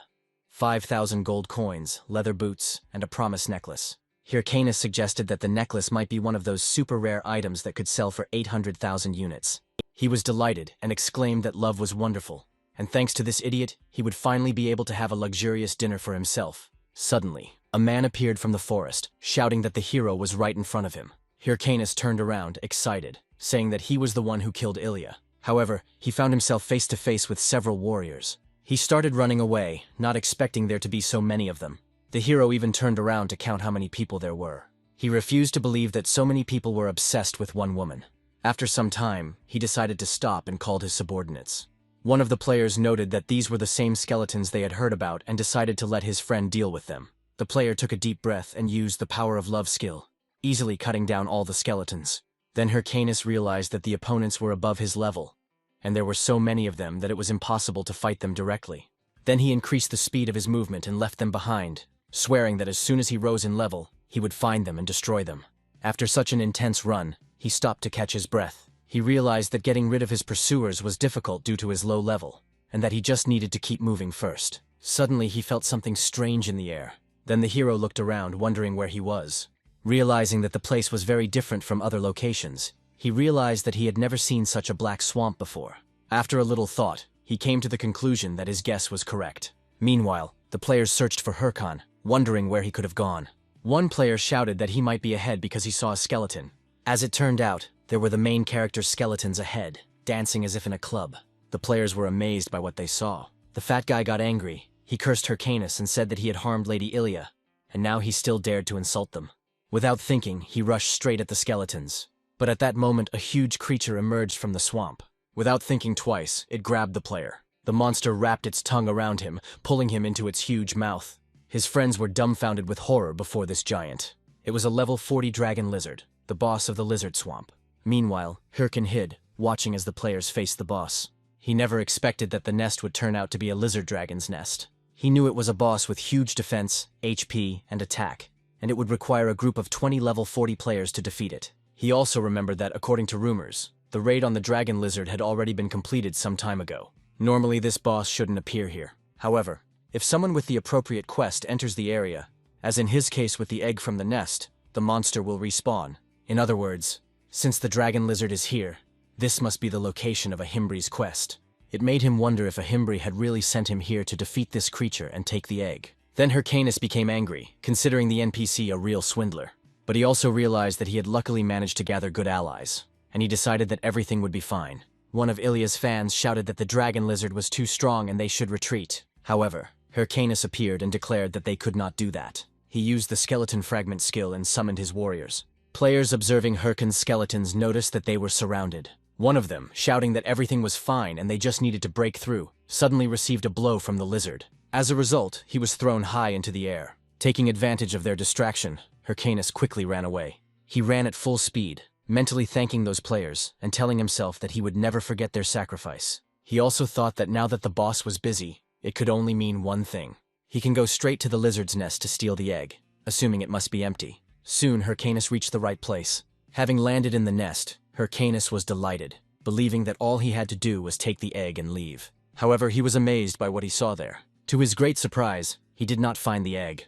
Hyrcanus began to search frantically until he finally found it and stared at it. It was a stone with a strange purple seal in the middle. He noticed that the object he found looked suspicious. Moreover, its shape is more reminiscent of a stone than an egg. He was then startled by a system notification that his skeleton warrior had been destroyed. Hyrcanus turned and assumed that the dragon lizard was returning after discovering the intruder.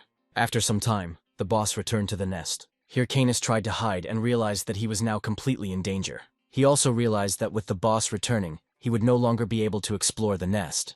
However, looking at the egg-like object, he decided that since it was like that, he would have to take it, even if it wasn't actually an egg. Meanwhile, Ahimry closely monitored the execution of the task. Returning to the place where the players fought the boss, he saw that their bodies were scattered across the swamp. Then Hyrcanus approached one of them, laughing. Taking the player's watch, he noted that the game Warlord is really interesting. There are so many crazy people around because everyone has too much freedom. The player became angry and cursed him, but Hyrcanus put his sword to his face. When the player became frightened and fell silent, Hyrcanus told him to listen carefully. He explained that before this he was just playing, but now he has a lot at stake in this game. He made it clear that next time they would not get off so easily, and that this warning applied to them and that woman. Having said this, he turned around and ran at full speed. He used the bodies of Ilya's fans as islands to escape the swamp. After walking a little, he thought that if these players continued to pester him, even after the warning, a real war would start. He then decided to make some money by mining from the swamp. Hyrcanus decided to post information about a dragon found in a swamp on the game forum and indicated that he would sell the exact location for 100,000 gold. Returning to where Ahimry was, Hyrcanus placed what he took to be an egg on the table. He then awkwardly announced that he had brought what was requested. He hoped that this was indeed a useful item. He didn't want to search the entire map for that ill-fated egg again. By observing the item, the NPC made Hyrcan nervous. However, Ahimry soon confirmed that this was exactly what he was looking for, thanking Hyrcanus. He was delighted, realizing that he had finally managed to bring the right item. Ahimry noted that Hyrcanus had acted faster than expected, and thought that someone like him would take much longer. Hyrcanus was surprised by the NPC's behavior, but stated that he had done everything he could, and wanted to know if he was entitled to a new task. Then Ahimry asked if Hyrcanus knew what this object was. He explained that during the exploration of the mutant area, they found this object, called the Stone of Infection. Hyrcanus was shocked, realizing that this was why those players were hunting him. The thing is, the Stone of Infection is an important starting item related to the main storyline. He realized that they just wanted to make sure that no one else got an item that could affect the progress of the main quest. At the time, he believed that he had been tricked into giving the quest, and did not expect that it would turn out to be part of the main story. Ahimry then apologized, saying that he knew the task would be too difficult for Hyrcanus. However, given the encounter with an unknown and powerful creature, he needed to test the hero's willpower.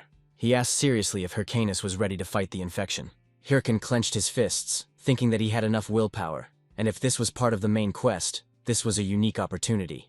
Then he cried out that he swears this on his body and soul, but Ahimry answered that he should not hurry. Ahimry explained that Hyrcan had seen how strong the monsters were, and didn't think it was worth giving such a task to a newbie. The hero was shocked, doubting that his level was really too low to continue the quest. Suddenly, the NPC changed his expression and said that if Hyrcanus asked him to accept him as a student, he might agree to help and train him. Soon after this, Hyrcanus left Ahimry's room. Soon the system notified him of the completion of the quest egg from the nest, receiving the title of Ahimry's apprentice and the beginning of the quest teachings of Ahimry. Canis remembered the miserable scene he had to play out and became angry, considering Ahimry to be a real swindler. Meanwhile, in one of the dungeons, the players destroyed a formidable monster. They shouted that the battle was over, and those who needed help should go to the healers. One of the players informed the captain that their guild had finally achieved something significant. The captain then ran to the other player, thanked him, and noted that he was stronger than expected. This player turned out to be a knight who was hunting Canis. He replied that it was not a problem, and it was all thanks to the support of other players. But the guild captain insisted that this was not the case, stating that if it weren't for them, at least 5 members would have died. The captain then took out a bag of coins and said that was all they had to offer. The knight remarked that this was not the promised reward, and the captain sheepishly admitted it, adding that it was merely an extra charge. The knight, suddenly becoming serious, declared that he would not accept the reward, as he did not like to break the rules. This confused the guild captain and he apologized, believing that the knight was simply helping for the money. While the captain was wondering why the ranker was undertaking such a raid, the knight left, saying that he was going to take the items from the nest as promised. The captain tried to warn him that there was probably nothing valuable in the nest. Meanwhile, the knight thought that he was incredibly lucky, since he did not expect to receive the Stone of Infection. He remembered how excited he was when he heard that the swamp dragon had appeared, assuming that Haho's mask might already be able to complete the quest. But since the dragon was still alive, he concluded that the hero had probably failed. The player rushed into the nest, and thought that defeating the boss was not something that could be achieved through game mechanics alone. He was delighted, realizing that now all he had to do was take the infection stone and prevent Haho's mask from completing the quest. However, disappointment overtook him when he realized that there was no infection stone. The knight trembled with rage and cursed Canis, screaming at the top of his lungs. Meanwhile, Canis himself exited the game and stared intently at his phone. He took a deep breath and thought that the moment had come to act. During those difficult days, he kept telling himself that if he could just hold out a little longer, everything would be fine. But now he was nervous, and decided it was time to put an end to his doubts. Jason gathered his courage and decided that he would take action. Now he planned to order a steak. He had been skimping on food all this time, but now that the main quest was complete, he felt he could afford a steak. Moreover, he earned extra money. The hero considered it a well-deserved reward and decided to convert it into real money. As soon as he checked the account, he was delighted to see a large balance and thought that it was finally time for a steak. But then he noticed how money began to be written off from the balance to pay off debts, utilities, and rent. The hero began to pound his fists on the floor, wondering why he worked so hard if he still ended up broke. Then he received a message from Romani asking if he was still alive and if he had quit WTube for good. Then Jason picked up his phone and realized that he had forgotten to tell Romani about his situation, and that he would no longer be able to film because of the harassment. Suddenly, the hero felt uneasy, and wondered whether he should be overly cautious if he was actually starving. He didn't understand what he did wrong. After all, he was just an ordinary player who enjoyed the game. Irritated, he stood up and decided that he would no longer worry about anything and would do as he saw fit. He then logged back into the game and headed towards an ominous area that looked like a cemetery. 3 of his skeleton warriors also arrived with him. The system notified that he had entered the Forest of Death territory. He told his subordinates that no matter how many times he came here, the place always evoked fear. The hero decided that this was probably the best place to level up his experience, and the dark atmosphere would also be good for attracting views. Then he turned around and ordered the skeletons to hunt. He also added that they now have a new partner who is responsible for strategy. His new warrior is a skeleton mage, a skill given to him by the cunning Ahimry. He found it to be a great skill, although it did consume a lot of mana. Looking ahead, he noticed a hand emerging from the ground and decided that this was their next target. Soon, several skeletons began to rise from the ground. All of them were level 33. This puzzled his skeletons, as the enemies looked exactly like themselves. Canis looked around and wanted to understand what his subordinates were doing, because they were supposed to be hunting monsters. However, it was clear that they were terrified of fighting copies of themselves. But Canis remained indifferent, confident that the skeletons would understand that the evil spirits were different from ordinary monsters. However, he saw that they were hiding out of fear, and immediately asked what they were doing. Irritated, he snapped his fingers and ordered them to stop wasting his time, as there was a lot of work to be done. Then one of the skeletons rushed forward without hesitation. With one swift blow, he struck down the skeletal enemy. He watched as the enemy froze for a moment. However, he then began to move again, which left the skeleton puzzled. Canis noted that conventional attacks would not work. Then he took out a warhammer from his inventory, which added 35 to strength. With one simple blow, he completely destroyed the skeleton. He then delivered a blow to his skull, sending him flying, and considered it the perfect result. Turning around, the hero asked his subordinates if they saw what he had just done. They should have just been smashing skulls, but instead they trembled, afraid that he would do the same to them. Hyrcanus then explained that the goal was to destroy 100 skeletons in 100 minutes, as he was recording the video. The hero warned them that if they failed, he would leave them there to rot. These words immediately made the skeletons rush to hunt. Soon the system notified that Hyrcanus had destroyed several skeletons and had leveled up. He praised the skeletons and thought that they ended up doing better than expected, which gave Hyrcanus confidence in the success of the upcoming video. At that moment he felt a strange sensation, and then the ground began to shake under his feet. Soon, a massive level 35 skeleton warrior appeared in front of him.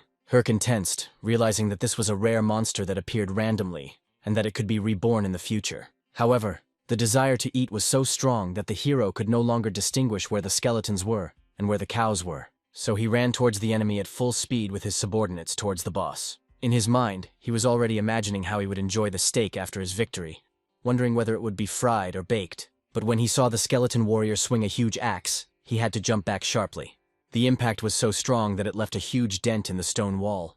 Retreating to his skeletons, Hyrcanus thought that it was terribly scary. He almost died without even having time to react. Luckily, he was the first to direct his blow at the monster's arm. The skeleton quickly struck back. However, Hyrcanus anticipated this, and, together with his servants, struck the monster with a hammer, throwing it to the ground. Hyrcanus first checked to see if his skeletons were in order. He thought that everything went easier than expected. At first, the hero did not notice how the skeleton warrior rushed at him again. However, at the very last moment before the strike, he noted that the creature turned out to be very impatient. He then reported that one of his subordinates was still capable of delivering the final blow. The skeleton mage began to focus fire magic and released it, hitting the enemy on target and setting his bones on fire. The system notified that the hero had destroyed the skeleton warrior and received a large amount of experience. Hyrcanus took a deep breath, realizing that this was on the edge. Looking at the burning remains of the creature, he decided that the video should get at least 10,000 views. Despite this, he was still hungry and decided that he would definitely grill a steak. At that moment, the system reported that the location boss noticed the death of one of his subordinates, which confused Hyrcan a little. The system then continued to warn that the field boss had detected an intrusion, and finally that it was awakening. A giant magic circle appeared next to them. Gradually a head emerged from it, then a body, and soon a colossal creature completely materialized before Hyrcanus. He was dumbfounded, not believing his eyes. A level 40 golden skeleton boss, the Golden Lich, appeared in front of him. He realized that this was the boss of the Forest of the Dead and the first boss of the mage class. He was also known as the Rookie Killer. Hyrcanus remembered that the condition for his appearance was defeating several skeletons, although he did not take this into account at the time. He understood that it was almost impossible to defeat the boss, but if he succeeded, it would be a huge win. He thought he might be able to cope if he strengthened his skeletons, but when he tried to call them into battle, they disappeared. The system notified that his skeletons had been scattered due to lack of mana, and Hyrcan was dumbfounded. He began to panic. Now he was all alone. But he soon realized that it was okay since he had summoned all four and forced the mage to use spells. So there was no mana left. Standing before the colossal creature, he realized that there was no other choice. Hyrcanus grabbed his watch and decided it was time to warm up his body for the first time in a long time. After that, the hero activated the slot with a sly grin. Soon he was in his battle armor. The hero stood facing the boss and challenged him. Without hesitation, he took the initiative and rushed into the attack. The Golden Lich quickly began to focus his skills. When he was ready, the boss released a powerful attack. This time Hyrcanus had to dodge the blow. He understood that even one shot would kill him.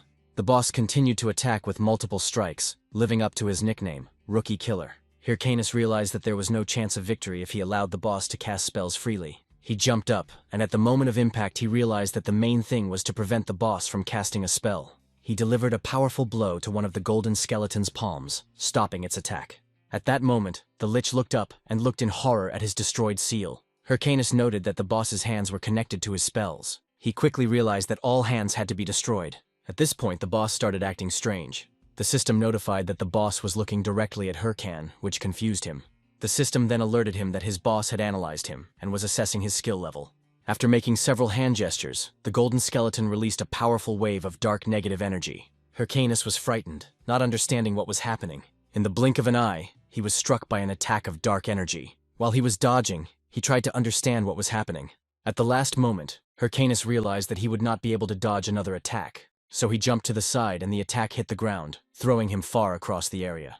Hyrcanus rolled somewhat awkwardly across the ground, but still managed to regain his balance. Lying on the ground, he caught his breath and thought about the boss's crazy attack pattern. He didn't remember it being like this before. He wondered what the catch was here. He wondered if the boss was hiding his abilities, or if he had been rebalanced in a patch, like the Minotaur in the tutorial mission.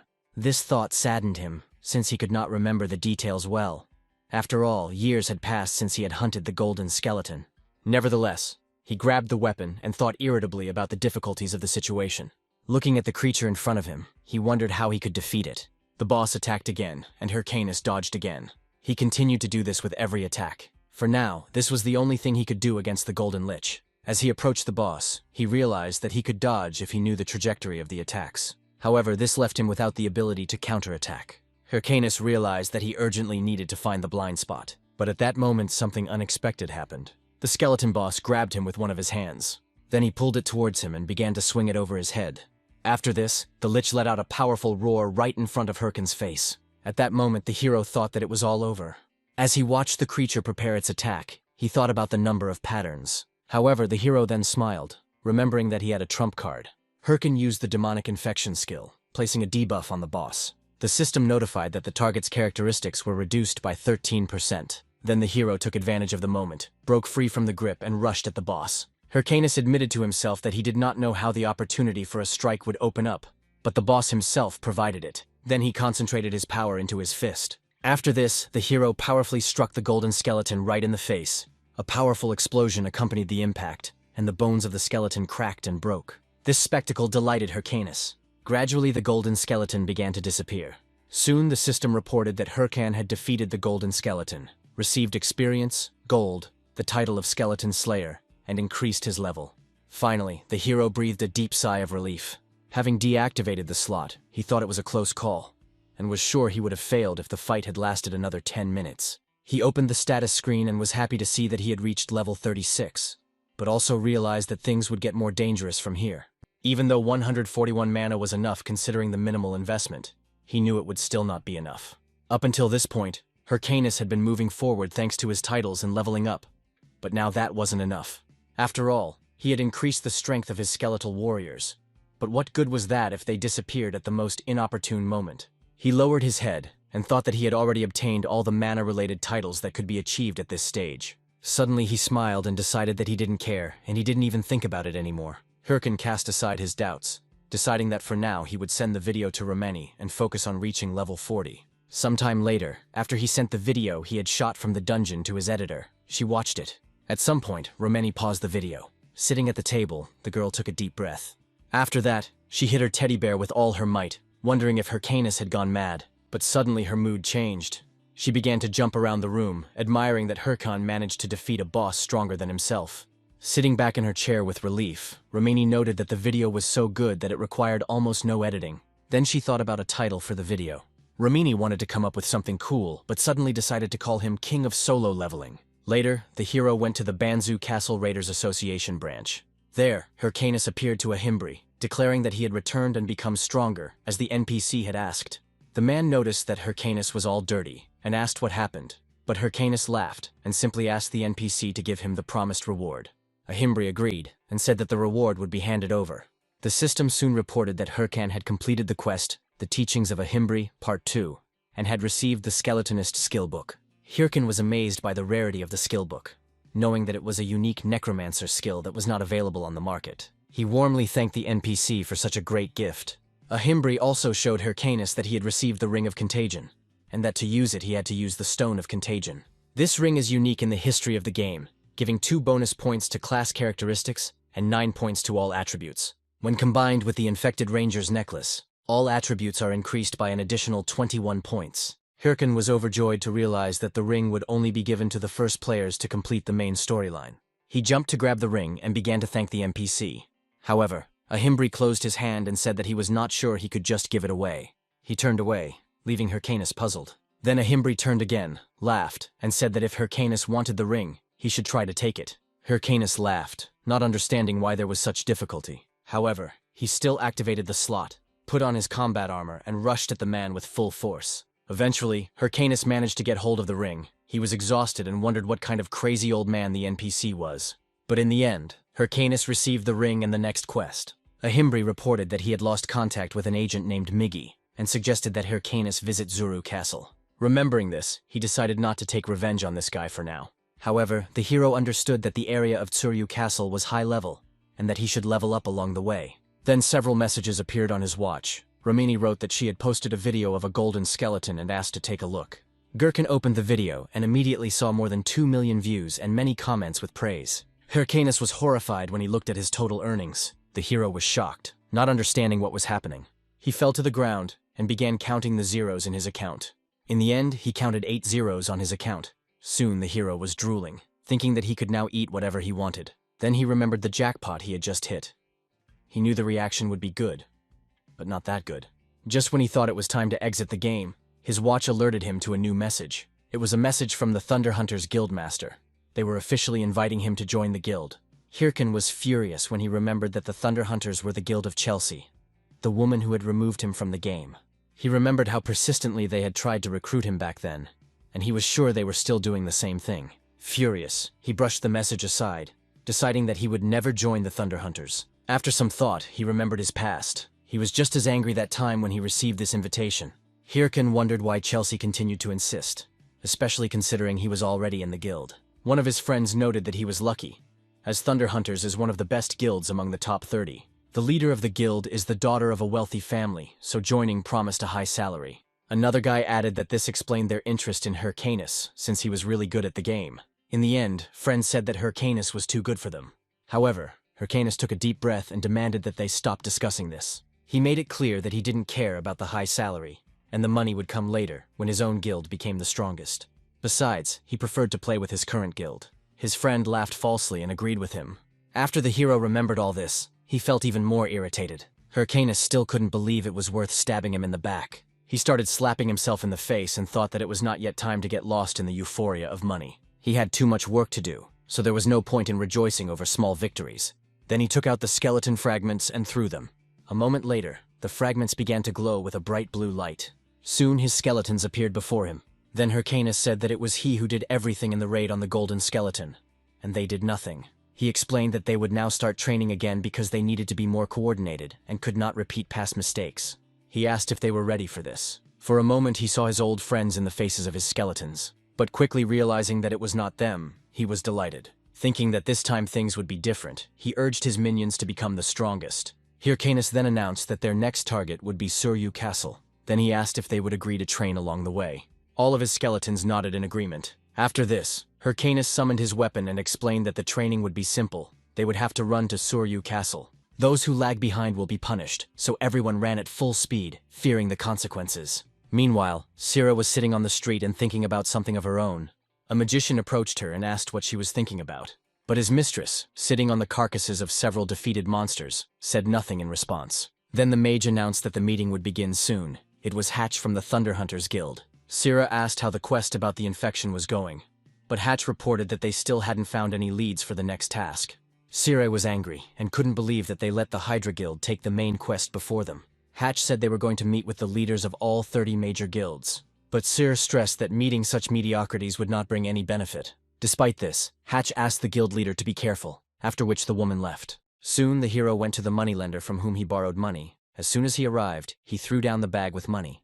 He stated that he would pay the entire debt with interest, which greatly surprised the merchant. Jason, looking at the stunned man, handed him the money and asked if everything was okay. Then the main character bought rare skill books, and it seemed like everything should have been fine. But when he returned to the game, he realized that he was again left without funds in his account. Hyrcanus noted with regret that he thought he was ready, but seeing an empty bank account was painful. But he quickly decided to forget about it and focus on learning the new skills he had just acquired. The system notified him that he had acquired the skin grafting skill, which increased his defense by attaching monster remnants to his skin. Hyrcan decided to test the skill right away, and the system asked if he wanted to use the skeletal warrior's horns to enhance it. He agreed, and the system reported that he had received the essence of a skeletal warrior and 5 points of defense. After this, the hero looked at his hand. Soon a sword materialized right in his palm. With it, Hyrcanus tested the skill by striking himself. He was pleased with the result, noting that everything was fine with him, and the effect was better than expected. Then he moved on to the next book. The system notified him that he had acquired the Curse of Sloth skill, which allowed him to cast a spell that slowed down the movements of targets. Hyrcanus found the skill interesting, looked at his subordinates and tried it on them. He soon became convinced that he could be useful in battle. Finally, he opened the last book, and the system reported that he had obtained the Summon Golem skill. Hyrcanus knew that this was the most difficult skill, and the one he wanted the most. He immediately tried it out, which surprised even his skeletons. Smiling, he looked at the subordinate golem and noted that he could now summon it. He then exclaimed that a necromancer without golems was worth nothing. Judging by the size of the new entity, he realized that the golem was more reliable than any tank. Smiling, he snapped his fingers, activating the golem's passive copy mode. At that moment, the golem's eye lit up with a blue light. As it turned out, the hero created a connection with the creature. Hyrcanus realized that the golem's movements were now synchronized with his own. By combining the golem's power with his own movements, he expected an extremely effective interaction. However, the golem simply stood there. This reaction shocked all the skeletons and infuriated Hyrcan. He even wondered if it was a bug. However, a moment later the golem copied his previous movements. However, the speed of his movements left much to be desired. The hero refused to believe that this was his maximum speed. Then he laughed and wondered what to do next. He had already managed to make grandiose plans, but this disgusting game destroyed everything. Meanwhile, a meeting began among the guild leaders. They all gathered around an oval table in the form of holographs. Elsewhere, Nergal, the leader of the Ares Guild, thanked everyone for being there despite being busy. Matador Cheb, leader of the Red Bulls Guild, laughed, noting that he recognized several familiar faces. Berg, the head of the Oskal Guild, only sighed deeply. Meanwhile, Sur, the leader of the Thunder Hunters Guild, remained silent. Berg wondered if all of the 29 invitees had arrived, as only 4 showed up for the meeting. Cheb laughed and noted that more people came than he expected, since they were talking about the top 30 guilds. Nergal pointed out that the meeting was sudden, and explained that usually the leaders of the top 30 warlike guilds compete with each other. He then took a serious tone and announced that the Hydra Guild had discovered the identity of the infected Count. Now they planned to carry out the final raid in a month. Cheb, hearing this, laughed, noting that this was crazy, because the other guilds did not even come close to Hydra's results. However, his speech was interrupted by a sharp blow on the table. Berg became furious, stating that it was all over if they allowed the Hydra Guild to obtain the infested Count. It will then completely monopolize all future major assignments, sponsors, advertising, and content. But Seer, answering him, ordered him to be silent. She made it clear to him that if he was afraid, he should just sit quietly and not disturb anyone. Berg took this extremely negatively, quickly took out his claws and asked if she wanted to fight. But Cheb asked everyone to calm down. Nergal agreed, and emphasized that the conflict between them would only benefit Hydra. He explained that this is why he is proposing an alliance against Hydra. The 4 guilds present must agree not to fight until the missions for the infested Count are completed, and to share all information. Cheb admitted that he was not a supporter of union schemes, but believed that there was no other way out. Having met no objections, Nergal ended the meeting, although Sira was still dissatisfied, but said nothing. Later, after the game, she headed to the shower. Chelsea found the meeting humiliating. They couldn't handle the first chapter boss alone and were forced to team up with other guilds. She understood that there was nothing she could do yet. If Hydra got the infected Count first, it would be all over for them. So for now, all she could do was wait. Chelsea then ordered all guild members to keep an eye on Hydra and report any suspicious activity. She declared that the infected Count must be theirs at all costs. Meanwhile, the story shifts back to the game, to the Tsuryu Castle Raiders Association branch. Hyrcanus was surprised and wanted to understand what was happening. He was informed that he had already been asked to go to the Bobaru Forest, where Agent Miggy had disappeared. He had to look for traces there. However, Hyrcan noted that the Bobaru Forest was teeming with level 70 monsters, and if he went there now, he could die instantly. The raider sighed and explained that this was why he was turning to Hyrcanus, Ahimry's apprentice. He emphasized that if the hero refused, he would lose his status as a seeker of infection, which only increased his fear. After leaving the association, Hyrcanus sat down by the fountain. He began to reflect on his situation, realizing that he was in complete trouble. He opened the quest window and saw that he had to find the missing Agent Miggy, who was investigating the infected stones. Hyrcan was furious, realizing that losing his title as Seeker of Contagion would deprive him of his participation in the main quest. He realized that taking on all these high-level quests had backfired on him. Normally he wouldn't have been able to complete them, but somehow he managed and moved on to the next stage. Moreover, he has now accepted a quest intended for players of level 60 and above. He found himself at a crossroads, wondering what to do. He couldn't give up on the main quest, but going into the Bobaru Forest was also mortally dangerous. At that moment, he heard a player asking the mage if he thought the Hydra Guild would complete the main quest. The mage explained that the rest of the top 30 guilds hadn't even started the main quest yet. The player then asked what would happen to the other main quests if the infected count was defeated. Hyrcanus was frightened, but he quickly smiled, looked at his watch, and realized that perhaps he would not have to go to the Walbury forest at all. Meanwhile, someone was watching the huge castle from afar and reported that nothing special had happened. The man said that their mission was almost complete, because sitting and watching the castle for hours every day was starting to drive him crazy. He asked his friend if he agreed with this, but when he received no answer, he called out to him, and his friend turned out to be Nathal, the 8th commander of the Hydra Guild. The guy wanted to know what the reward would be for defeating the infected count, and whether Hydra would become the strongest guild. But Nathal sternly replied that there was no point in getting ahead of themselves, and reminded them that their mission was to secretly observe the infected count's castle. They couldn't let their guard down and reveal information, because real professionals know how to stay calm. Suddenly, a player ran up to them and shouted that he had found Natal, which made him angry. The player turned out to be Kims, a 3rd-rank player from the Red Bulls Guild, who smiled and said that it had been a long time. Nathal, shaking with rage, asked what a member of the Red Bulls was doing here. Kims explained that the boss on that mountain was a high-level one, and he came to defeat it, asking if that wasn't their task too. Nate looked at his friend, realizing that he couldn't reveal the true mission, and answered in the affirmative. Then Kims came over and asked why he looked like he really needed to go to the bathroom, which made Nathal even more angry. Kims turned around and said he was leaving, telling Nathal to go about his business, which made the redhead even more furious. Kims had already moved away, and Nathal was shouting at him to come back. After walking a little, Kims touched his watch and reported that the 8th Hydra commander was in place, and it seemed that the information received was correct. Cheb said it was impossible to believe that the anonymous source about the location of the infected count was accurate. Then Yell admitted that at first she thought it was a prank, but they still sent Kims just in case. She noted that they were given such important information too easily and wondered about the motives. Then Kims intervened in their conversation, saying that they were in no position to find fault with this, since they had almost lost everything because of Hydra. He asked if he could start a fight to buy time, but Cheb forbade this, saying that it was better to retreat. If this is indeed the location of the infected count, most of Hydra's forces are there, and they can't afford to lose one of their best fighters. Kims was so distracted by the flattering words that he didn't notice someone jumping on him from above. The next moment, a powerful explosion occurred at the place where he stood. Cheb and Yell immediately became concerned for their friend. When the dust settled, Kims noticed a sword pointed right at his face and realized they weren't the only ones who had gotten the tip. He laughed and noted that this was the crazy Chihuahua, or rather the princess from the Thunderhunters Guild. Princess Haley immediately demanded that Kim tell everything he knew or she would destroy him on the spot. Meanwhile, in the forest, a bear monster attacked the hero's golem. However, the golem successfully repelled the blows. Over time, the golem finally noticed the bear's weak spot and counterattacked. Meanwhile, the hero watched the fight. His skeletons, like moviegoers, munched popcorn and watched the action. Hyrcanus was puzzled. He checked the status and wondered why everything was so quiet. His letters were sent, and he should have received responses, but there were none. He realized that there was only one way to resolve the situation without going to the Walbury forest. It was to force the completion of the mission.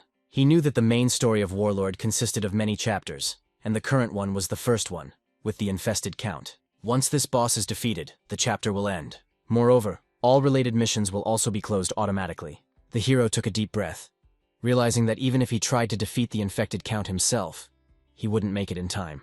So he decided to move on to the next chapter using the remaining time. Hyrcan began sending information about the boss to other guilds, hoping that someone would handle it, and was surprised that no one responded.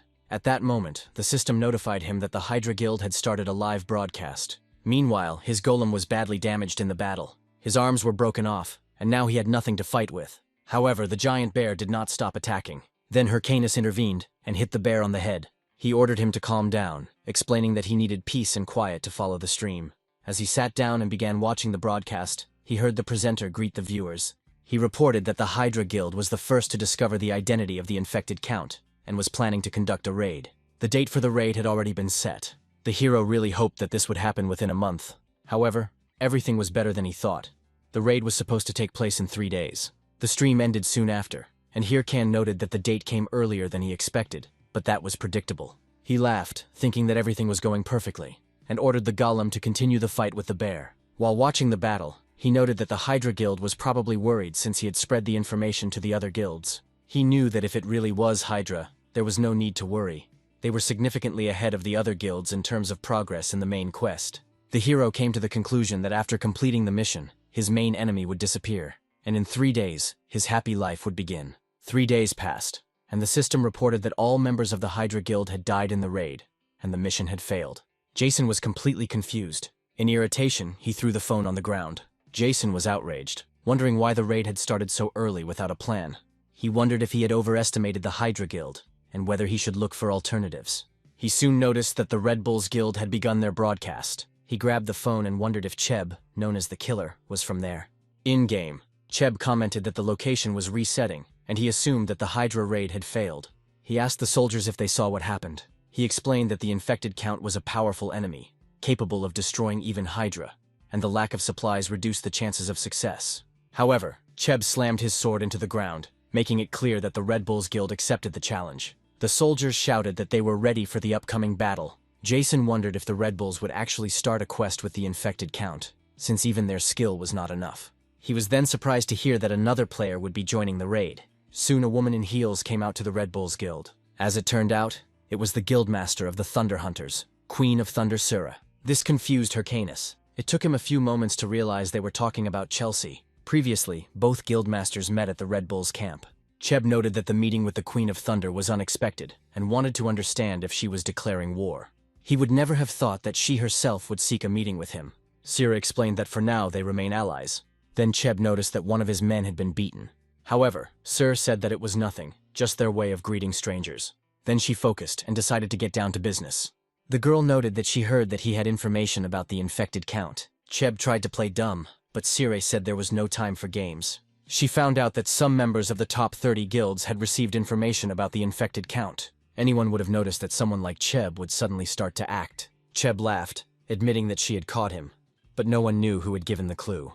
Then Sire smiled sinisterly and asked if he really thought Hydra would succeed. However, Cheb responded that he was unsure, and Sire noted that the Hydra Guild would fail, as they had moved the raid date to be first. However, the infected count is the first boss, and it would be more beneficial for them to have the others act first to gather information. Cheb became serious and asked what her real goal was. In response, Sura smiled slightly. However, she then suddenly slammed her sword down on the table, surprising even the leader of the Red Bulls. Kims prepared himself for the worst, but Cheb motioned for him to remain calm. Sura then offered to cooperate in the raid on the infected count, and promised to let Cheb strike the first blow. Cheb was surprised, thinking she was bluffing. But now he realized that it was expected. Watching her fight and kill raid monsters, he realized that she wasn't just bragging. Still, he understood that the infected count was no easy opponent. The count himself, laughing arrogantly, noted that he was not even hurt, and immediately ordered his creatures to attack without stopping. Thus began a fierce battle between the infected count and the two guilds. The battle dragged on, and Cheb noticed that the allied forces were gradually beginning to wear out. Sire, watching the enemy tensely, noted that more and more monsters were arriving. Then Cheb took a step forward, releasing his terrifying power. He shouted to the Thunder Queen that he would clear the way for her. Then he launched a powerful blow forward, and she rushed after him.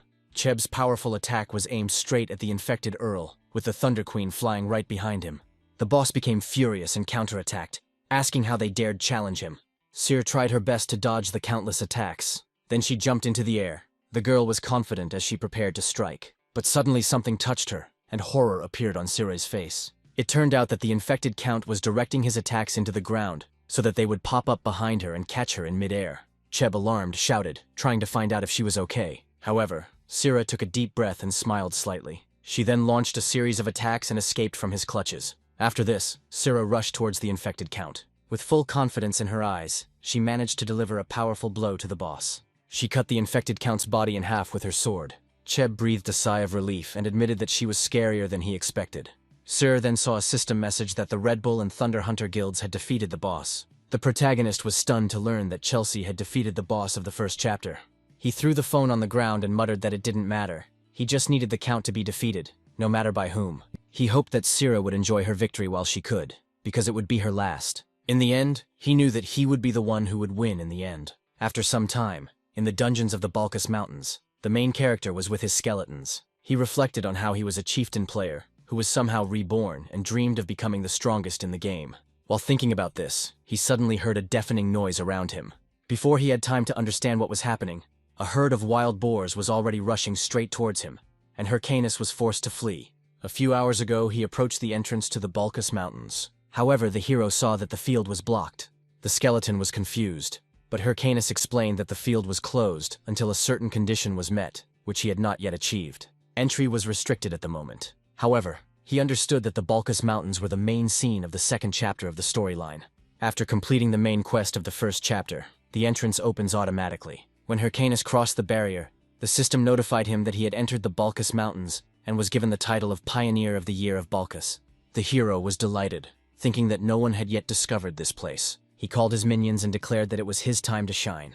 But immediately he encountered several monsters. These were level 60 wild boars, ferocious creatures that banded together in packs. Hyrcan, being only level 41, was shocked when he met them right away. In the present time, the boars were furious and rushed after the main character, while Hyrcanus continued to run, amazed at his bad luck. He realized that someone had probably already noticed that the blocked field had opened, and there was no time to waste. The chances were low, but the attempt was still mandatory. He then shouted to his minions to activate their helmets and attack the boars. However, the creatures proved too strong and easily destroyed his skeletons. As he retreated, the hero saw that all of his skeletons had died with one blow. But the protagonist just smiled, considering it a bait. He activated the laziness curse skill on the wild boars. Approaching them, he informed them that they would not be able to move for some time. Then, taking his sword, he rushed into battle. Hyrcanus was going to take revenge for the destruction of his skeletons. However, suddenly he stepped on a banana peel and fell right in front of the animals. After this, another skin fell on his head. Hyrcanus became furious, trying to understand what was happening. Meanwhile, a level 50 armored monkey, known for bullying people, was sitting on a tree branch. Hyrcanus got angry and told the monkey to wait, because it was going to be punished. But at that moment the system notified him that the debuff effect had passed. He turned around in panic, realizing that the situation had become critical. Suddenly a bright flash blinded him, and the head of one of the boars was completely destroyed. Hyrcanus was stunned, trying to understand what had happened. There was someone in the tree shooting a crossbow. The stranger fired a multitude of arrows, which destroyed several boars in the blink of an eye. The protagonist was amazed at how easily the monsters were defeated, and wondered how this was possible with just one shot. Then the mysterious figure approached and asked if the hero was hurt. Hyrcanus turned and saw the man, wondering if this was the man he thought he was. Meanwhile, the story moves to Zuryu Castle. The two raiders there were surprised by what they saw. One of them noticed a knight leaning against the wall and asked if this was the White Mamba's armor. The other nodded and asked if this was a rancor. The knight, visibly irritated, adjusted his glasses and asked if his partner had discovered the informant's identity. At that moment, the mage who appeared from the shadows said that none of the guilds knew who provided the information, which, however, was logical. After all, we were talking about a person who knew the Count's identity and shared the information for free. It's impossible to find someone like that. The knight wanted to know if his friend had any news about the Mask of Haho, and the mage replied that Toti was just posting regular hunting videos. The mage continued by saying that it was impossible for a newbie who had just started the main storyline to be involved in all of this. He then asked where the knight's next mission would be, and the knight informed him that it would be at the Cleansing Guild. The knight assured him that he would cope with the assistant's task, and asked his friend to focus on finding the one who leaked the information. He stressed that the identity of the man was unknown, but vowed to make him pay for upsetting the balance of the world. Later, the story moves to a humble hut in the Balkus Mountains. There, the old man who saved the main character from the boars asked if he really was a student of the magician Ahimry. Encouraged, Hyrcan confirmed this and thought about how lucky he was to meet Maven, the main NPC from the Chapter 2 storyline. The old man said that he was lucky to spot the hero in time when he was patrolling the area. Hyrcanus knew that Maven was skilled enough to have once been a fencing instructor to the prince, but due to an accident he was expelled, after which he became the captain of the guards guarding the Balkus Mountains. Therefore, Hyrcanus was sure that he should meet this NPC in the second chapter, and felt incredibly lucky. Then Maven admitted that he did not know what brought Hyrcanus here, but there was nothing in this place except monsters, so he urged him to return before something more serious happened. Then Hyrcanus, smiling, announced that the infected count was dead. He thought that there was no point in waiting for the old man to explain, since he already knew how to get to the second chapter. At the same time, Hyrcanus added that even after defeating the count, there were still infected monsters, and by tracking the source, he ended up here. Maven said that he had some guesses, but no proof yet, so he asked the hero to help gather information. Suddenly the system notified that Hyrcanus had received the title of First to Meet the Ranger of the Balkus Mountains, and the title of Initiator. Having received two rare titles at once, Hyrcanus was delighted and assured the old man that he could really help. Thus, a quest was created from Ranger Maven, according to which Hyrcan had to defeat 50 monsters in the Balkus Mountains. Without wasting any time, Hyrcanus left the hut. He thought everything was going perfectly since he still needed to level up. He decided to attack the lighter monsters first, leaving the strong ones like the wild boars and war bears. Remembering how the armored monkey had teased him, he decided to start with her. Now the hero was thinking about how to make her pay for his ridicule. Later, still in the dungeons of the Balkus Mountains, one player slipped on a banana peel, followed by another. This went on for some time, and the monkey just sat on the branch and laughed. Then another player appeared. The monkey immediately focused its attention on him, preparing to attack. At that moment, Hyrcanus suddenly appeared behind the monster and announced that he had finally found him. The monkey turned awkwardly and looked at the player. Then the main character, with a terrifying expression on his face, declared that he intended to destroy her. Without hesitation, he grabbed the sword and rushed at the monster. But the monkey easily dodged all attacks. Hyrcanus tried everything to strike, but the monkey always dodged him. Then the monster suddenly increased its speed and quickly ran away. The hero chased after it in rage. As he walked, he thought about how annoying it was that the monkey was so fast, and how the trees were hindering the attack. Stopping on a branch, he prepared for a different tactic. The hero then threw his sword to hit the monster. He noticed the attack and was very scared. Hyrcanus' sword hit a tree near the monkey, frightening it even more. The weapon was literally a couple of centimeters from his body. The monster began to laugh, but Hyrcanus explained that the sword throw was only a distraction. At that moment, a golem appeared behind the monkey. With one powerful blow, he inflicted devastating damage. Hyrcanus watched from afar, and the system soon notified him that he had earned the title of first to defeat the armored ape and destroy it. Meanwhile, the defeated monster lay somewhere below. The hero was delighted and decided that it was time to start hunting the rest. Meanwhile, several cameras were filming the momentous event. But Cheb and Sir took the stage as the victors of the raid. Everyone around congratulated the Red Bulls and Thunder Hunters Guild on successfully completing the raid on the boss of the first chapter. The reporter approached the Queen of Thunder and asked if she had anything to say. She just smiled slightly and said that they were lucky this time, but they would continue to try for future success. Outside the camera, however, Sire looked unhappy. Haley, who was walking with her, noted that she was the best. She thought all was lost when the last wave of monsters appeared. But then Sure intervened and single-handedly defeated the infected count. However, Sure emphasized that they were lucky and that they could not have managed without the Red Bulls. She knew that to achieve complete victory they needed the skills of one player. She was referring to a player named Maska Haho. Frustrated, she asked Haley to call Hutch, and the girl asked why the Queen of Thunder needed this loser. Seer became serious, explaining that there was a target to hunt. At this point, the system notified the hero that the durability of his equipment had reached 0, and it had been destroyed. Hyrcanus, looking at the sword with irritation, realized that it was time to look for new equipment, but he realized that he didn't have the money for it. So the only option left was to hunt for gems. They dropped from monsters extremely rarely and were used to craft items. Each of them also had special effects, depending on which monster dropped the stone. Hyrcanus came to the conclusion that the gems obtained from the armored monkeys were especially valuable for the creation of equipment. So he summoned his skeletons. Full of determination, Hyrcanus told them that he intended to exterminate every last such monkey. However, after 9 hours he was in despair. Not a single gem had fallen out. Looking at the mountain of bodies of countless monkeys, he was tormented by the question of whether he should have received at least one gem. With a wild expression on his face, he exclaimed that he would try again, hoping that this was the moment when luck would turn in his favor. At that moment, a stranger unexpectedly approached him. The armored warrior called out to him and declared that Hyrcanus must be the same Mask of Haho. The hero became wary, trying to understand who this man was who had appeared literally out of nowhere. Looking closer, he noticed that the stranger was wearing a full and obviously expensive set of dragon armor. He was also armed with an orc hero's sword, indicating that his level was at least 70. Hyrcanus then assumed that it was one of those strong players. The stranger called himself Kiot. Then he suddenly started making strange movements. Then, frozen in an awkward pose, he officially challenged the hero to a duel. Hyrcanus was confused and wondered what kind of weirdo was standing in front of him. Coyote explained that he had heard about Mask Haho's growing popularity on WTube, and believed that by defeating him, he too could become famous.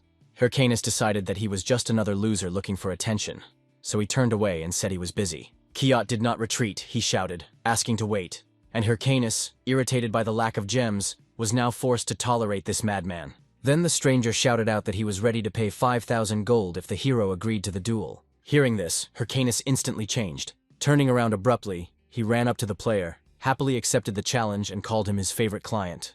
Kiot considered himself a hero of justice. He believed that his talent always made him the center of attention in any game. At least that's what he thought until he came to Warlord. Nobody paid any attention to him here. All that was heard everywhere was whether people had seen the new Maska Haho video. It drove Kiota crazy. In a rage, He pounded the ground with his fists and shouted that this man was putting him to sleep because they started playing at the same time. He knew that his opponent was lower level, his items were weaker, and he couldn't understand why everyone loved him.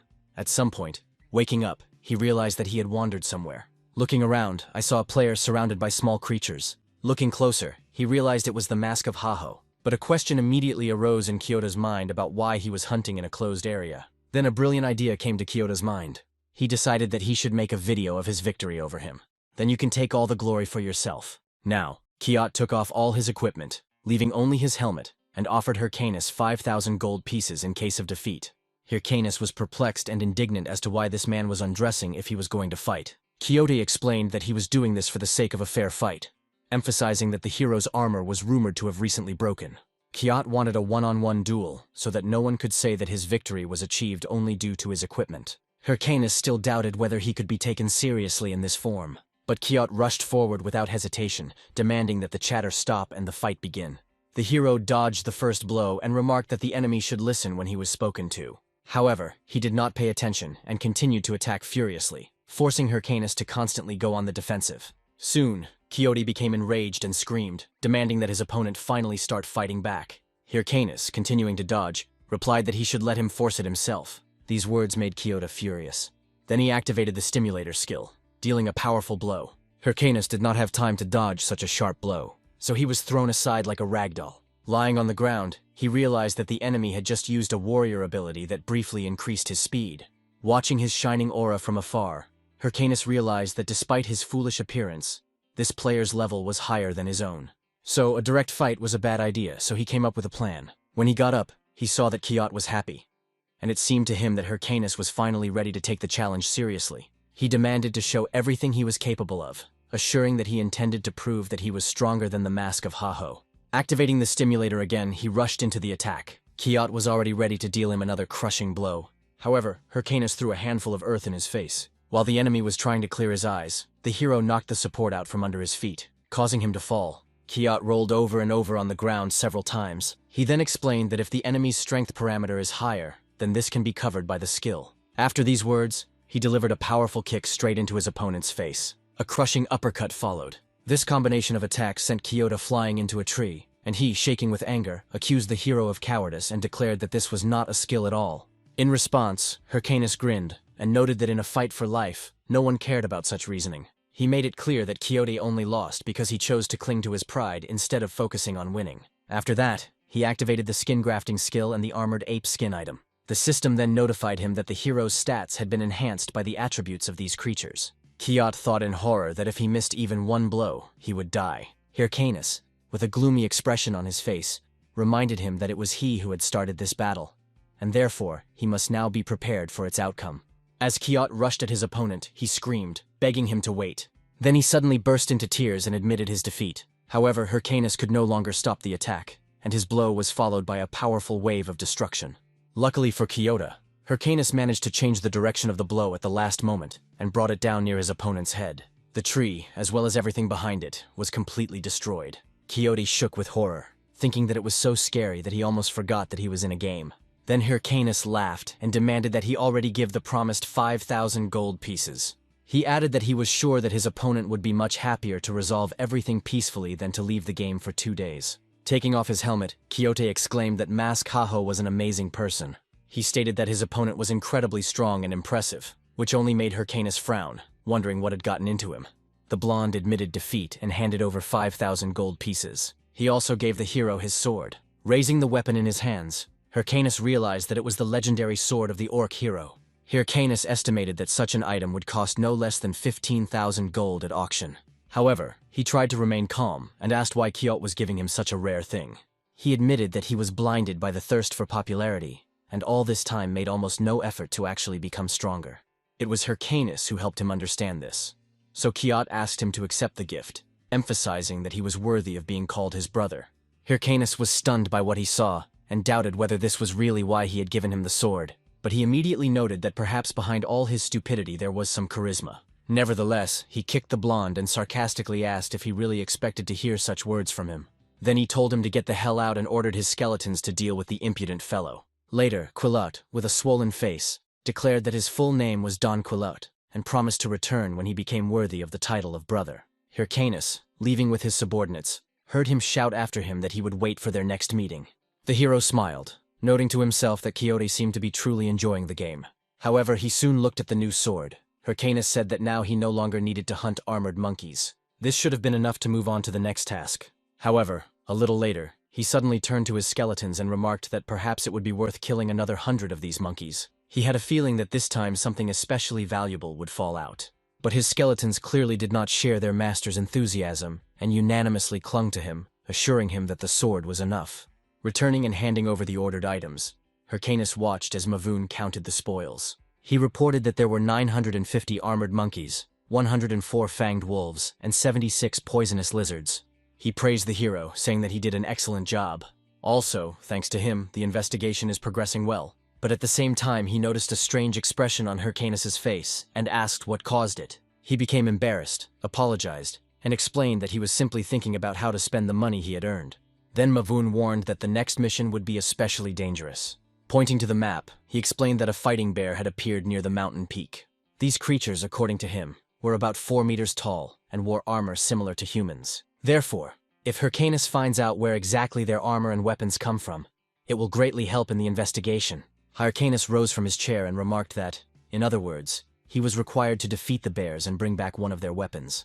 Maven asked if he didn't think it was too dangerous to go there alone, since even the guards could barely cope with these creatures one-on-one. But Hyrcanus assured him that he could handle it, and stated that he already knew how to fight fighting bears. Soon, he arrived at the foot of the mountain, and decided that this was the very place. Then he summoned his skeletons. With anticipation, the hero said that it was time to flex a little. When he opened the auction interface, the system notified him that he could now participate in bidding with other players. Hyrcan decided that the best purchase for his level would be a bone snake set. He acquired the shoulder pad, then the boots, gloves, and helmet from this set. Hyrcanus tried to contain his emotions, but he couldn't. He said that this is what wealth feels like. Gherkin noted that although he was still a little short of the level of a war bear, with such enhancements he would succeed. But when he turned around, he saw that the skeletons were looking at him with pleading expressions on their faces. Then Hyrcanus admitted that he had forgotten about them and promised to look for something for them. But the system said that he did not have enough funds. The hero became alarmed, realizing that he was already broke again. Turning sheepishly to his companions, he admitted that the money was gone. He immediately noticed that the expressions on the skeletons' faces became ominous. Frightened, Hyrcanus began to justify himself by saying that he had not done it on purpose. And just at that moment, wild monsters appeared nearby. Without waiting for a command, the skeletons rushed at them, and Hyrcanus shouted that perhaps they could get more money for killing them. He felt a sense of relief as he watched his skeletons finish off the last of the boars, and thought that they had come at just the right time. After a few moments, the last boar remained. The animal was frightened, and the skeleton looked at him with a creepy expression on his face and licked his sword. Hyrcanus ordered his subordinate creatures to stop wasting time and finish off the boar, noting that he was equipping them on the way. However, suddenly a powerful attack fell upon the boar. Hyrcanus immediately turned around to see who did it, and soon several players appeared from the bushes. They began to demand an explanation, indignantly asking who he was that he dared to hunt here without permission. They stated that this territory belonged to the Apollo Guild. Hyrcanus froze for a moment, looked closely at the players, and concluded that in front of him was just another gang of losers. They introduced themselves. One called himself Li Chang, another Wang Chang, and the last one Il Chang. Together they solemnly declared that they were the great trio of the Apollo Guild, and Hyrcanus only laughed. He then quickly launched several powerful blows in a row, crushing all three. He made it clear that they were just a handful of pathetic types who decided to disturb him. He wondered why so many people were clinging to him lately. Maybe he should see a priest. As he left with his subordinates, he noted that he had simply wasted his time here, while the players remained lying on the ground, trembling with horror. But Wang Chang, gathering his remaining strength, decided that Hyrcanus had dared to raise his hand against their guild, and swore that they would make him regret it. He touched his wristwatch and sent a report of everything that had happened to his superiors. Soon, one man sitting next to the huge tiger asked whether Hyrcanus had really attacked his subordinates.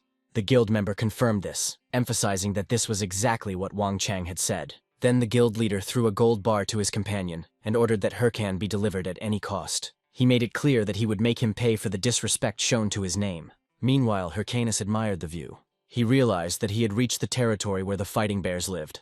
Then the hero looked at his skeletons. However, he saw that they were again adopting ridiculous poses.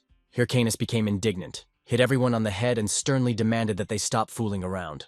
He then stated that their goal would be to hunt a level 70 warbear, which would be fought in 3 stages. He stressed that they needed to prepare for this battle, as victory would give them an advantage over the top 30 guilds. He noted that he did not expect any mistakes from his skeletons, and they immediately raised their hands as a sign that they understood everything. At that moment, a thunderous roar was heard.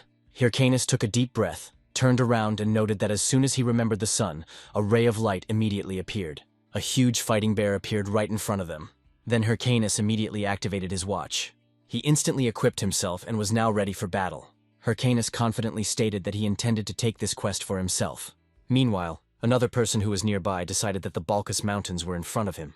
He hoped that Mask Haho could still be found there, as he had arrived right after watching the video about the monkeys. Then the man sighed heavily and stopped, wondering in despair why he had to drag himself into such a wilderness. He was considered an important person, but in the end he was forced to carry out an assignment to find some newcomer. While shouting that it looked more like a crime, he suddenly heard a noise. The man realized that the king of the wild boars was preparing to attack him. Then he simply drew a magic circle and cast a spell of hellfire on the beast. This spell immediately stopped the ferocious monster, completely incinerating it. This man turned out to be Baptiste Hatch of the Thunder Hunters Guild, who was ranked 5th among all mages in Warlord. He himself hoped that the Mask of Haho would appear as soon as possible. Meanwhile, Hyrcanus's battle with the fighting bear continued. Hyrcan remembered that before he returned to the past, he had already encountered this beast with the guild and suffered 6 defeats. Now he understood perfectly well that if he failed again, he would give up leadership in the main quest to others. He reasoned that in order to deliver an effective blow to the bear, he would have to aim at the gaps in its armor and gradually remove it. Thinking that now he had new skills and everything would work out, Hyrcanus noticed how the enraged beast rushed to attack. He smiled and gave the signal to his subordinates to act. The hero himself rushed forward. He expected his new passive skill, leg strength modification, to be extremely useful. But the speed was so great that he simply flew past the enemy. Hyrcanus was stunned as he tried to comprehend what had happened, and the bear and the skeletons watched in amazement as he flew away. Without wasting any time, the warbear attacked the skeletons, and the system reported that they were all destroyed, which enraged Hyrcan. He immediately opened the description of the leg strength modification skill and shouted that there was a limit to everything. Seeing a stone nearby, he picked up speed and, once again activating acceleration, struck the bear with all his might. However, the speed was so insane that he crashed straight into the beast. He froze in bewilderment, not understanding what this strange guy was doing. At the same time, Hyrcanus even managed to note that the animal's fur was soft to the touch. But the next second the monster threw him back with force and threw him against a boulder. Lying on the ground, he thought that the strength of his legs was excessive and he could not control it. He still managed to rip off some of the armor from the bear, but Hyrcanus doubted how useful it could be. With such a range of skills, it was almost impossible to land a real blow. Without waiting for his opponent to get up, the fighting bear rushed at him again. Hyrcanus dodged the crushing blow at the last moment. Then he began to concentrate his powers and activated the spell. It was a bone bomb that caused a magical explosion. He created a charge of mana and threw it straight at the beast's face, causing a powerful explosion. But the result was the opposite. The bear only became even more enraged. Hyrcanus began to panic, deciding that this strategy was too complicated, and realizing that he would have to abandon direct attacks. He then used mana to restore and resummon the skeletons. He admitted that he had no choice but to fight like a true necromancer. However, he immediately noticed a strong distrust in the eyes of his skeletons, and then Hyrcanus shouted that this time he would do everything properly. Then he summoned a golem. He immediately materialized right out of the ground. The next moment, he charged furiously at the giant fighting bear, but the beast responded to his attack with a powerful blow. Hyrcanus smiled, deciding that he had one last card up his sleeve. He used the hardened skill on his golem, making it much more durable and resilient. After that, he snapped his fingers and ordered his skeletons to attack. They immediately rushed at the bear, while the beast was constrained by the golem's movements. The skeletons managed to land several blows on the bear. However, this only made the monster even more angry. Hyrcanus was sure that it was too early for the bear to get angry, since his main attack was still ahead. He commanded the skeleton mage to end the fight. However, in the end, both the beast and the hero himself were engulfed in the flames of the spell. Hyrcanus could not believe that he had been struck by an ally, and furious, said that he should have waited until he moved away. At that moment, the bear let out a deafening roar, and the system reported that the monster had used the battlecry skill. The beast then quickly rushed at the hero while he was distracted. Hyrcanus took a deep breath and declared that he didn't care about strategy. He believed that brute force and numerical superiority were always the best solution. He threw several bone bombs at the beast, causing an explosion so powerful that it could be seen from afar. His skeletons watched in horror what their master was doing. However, Hyrcanus paid no attention to them and continued to tirelessly bombard the bear with explosions. Some time passed, and the system announced that the warlike bear had been defeated. The ranger's task had been completed. Hyrcanus looked at his trembling hand and thought that it was this bear that his entire guild had previously fought in vain with before the regression. He clenched his fist, realizing that he had now managed to defeat him single-handedly. This meant that everything he believed in turned out to be right. He then walked up to the skeletons and said that they had done a great job, and that he could now return to Maven to continue the main task. Hyrcanus also proclaimed that the extermination of the warrior bear hunt was over. However, when he noticed his skeletons whispering among themselves, claiming that he had won unfairly, Hyrcanus finally lost his temper. Meanwhile, the story moves to a tavern in the western Balkus mountains. Several warriors were laughing loudly, and Hatch was sitting alone in the corner. The man, on the verge of madness, thought about how he still had not been able to find the Mask of Haho. He realized that he had been combing the mountains for several days, and the man he was looking for was nowhere to be found. To make matters worse, the mask video went viral, meaning the Balkus Mountains would likely be overrun with players in the near future. The magician understood that if he returned without the hero, Lady Asura would kill him. He decided it was absurd that his mistress had sent him alone to comb the entire mountain in search of one person. Irritated, he began to curse at the guild and did not immediately notice that his watch was beeping. Only later did he realize that he had been in contact with Sire. Jumping up from his chair, he began to shake and hasten to justify himself, claiming that his words did not have that meaning. However, she calmly replied that he had worked hard, which confused him. She admitted that the task she had given him was too burdensome, since he was wandering all over the mountainous area alone. But Hatch began to assure Sir that everything was fine, that it was not a problem at all, and asked to be allowed to return to the mission. Then Sir said that she sent Haley to help. At that very moment, an explosion thundered in the tavern. When the dust settled, visitors saw that a hole had formed in the wall. As Hatch turned around in horror, Sure said that they would now work together to find the Mask of Haho. A girl stepped into the hole in the wall and screamed, calling the magician an idiot. It turned out to be Thunder Princess Haley of the Thunder Hunters Guild, and she stated that it was because of him that she had to come all this way. Hatch froze, realizing that this was one of those who hated him, and he screamed that he hated this rotten world. Meanwhile, Hyrcanus, standing on the mountain, noted that Balkus was becoming an increasingly populated place, and even a camp had already been built.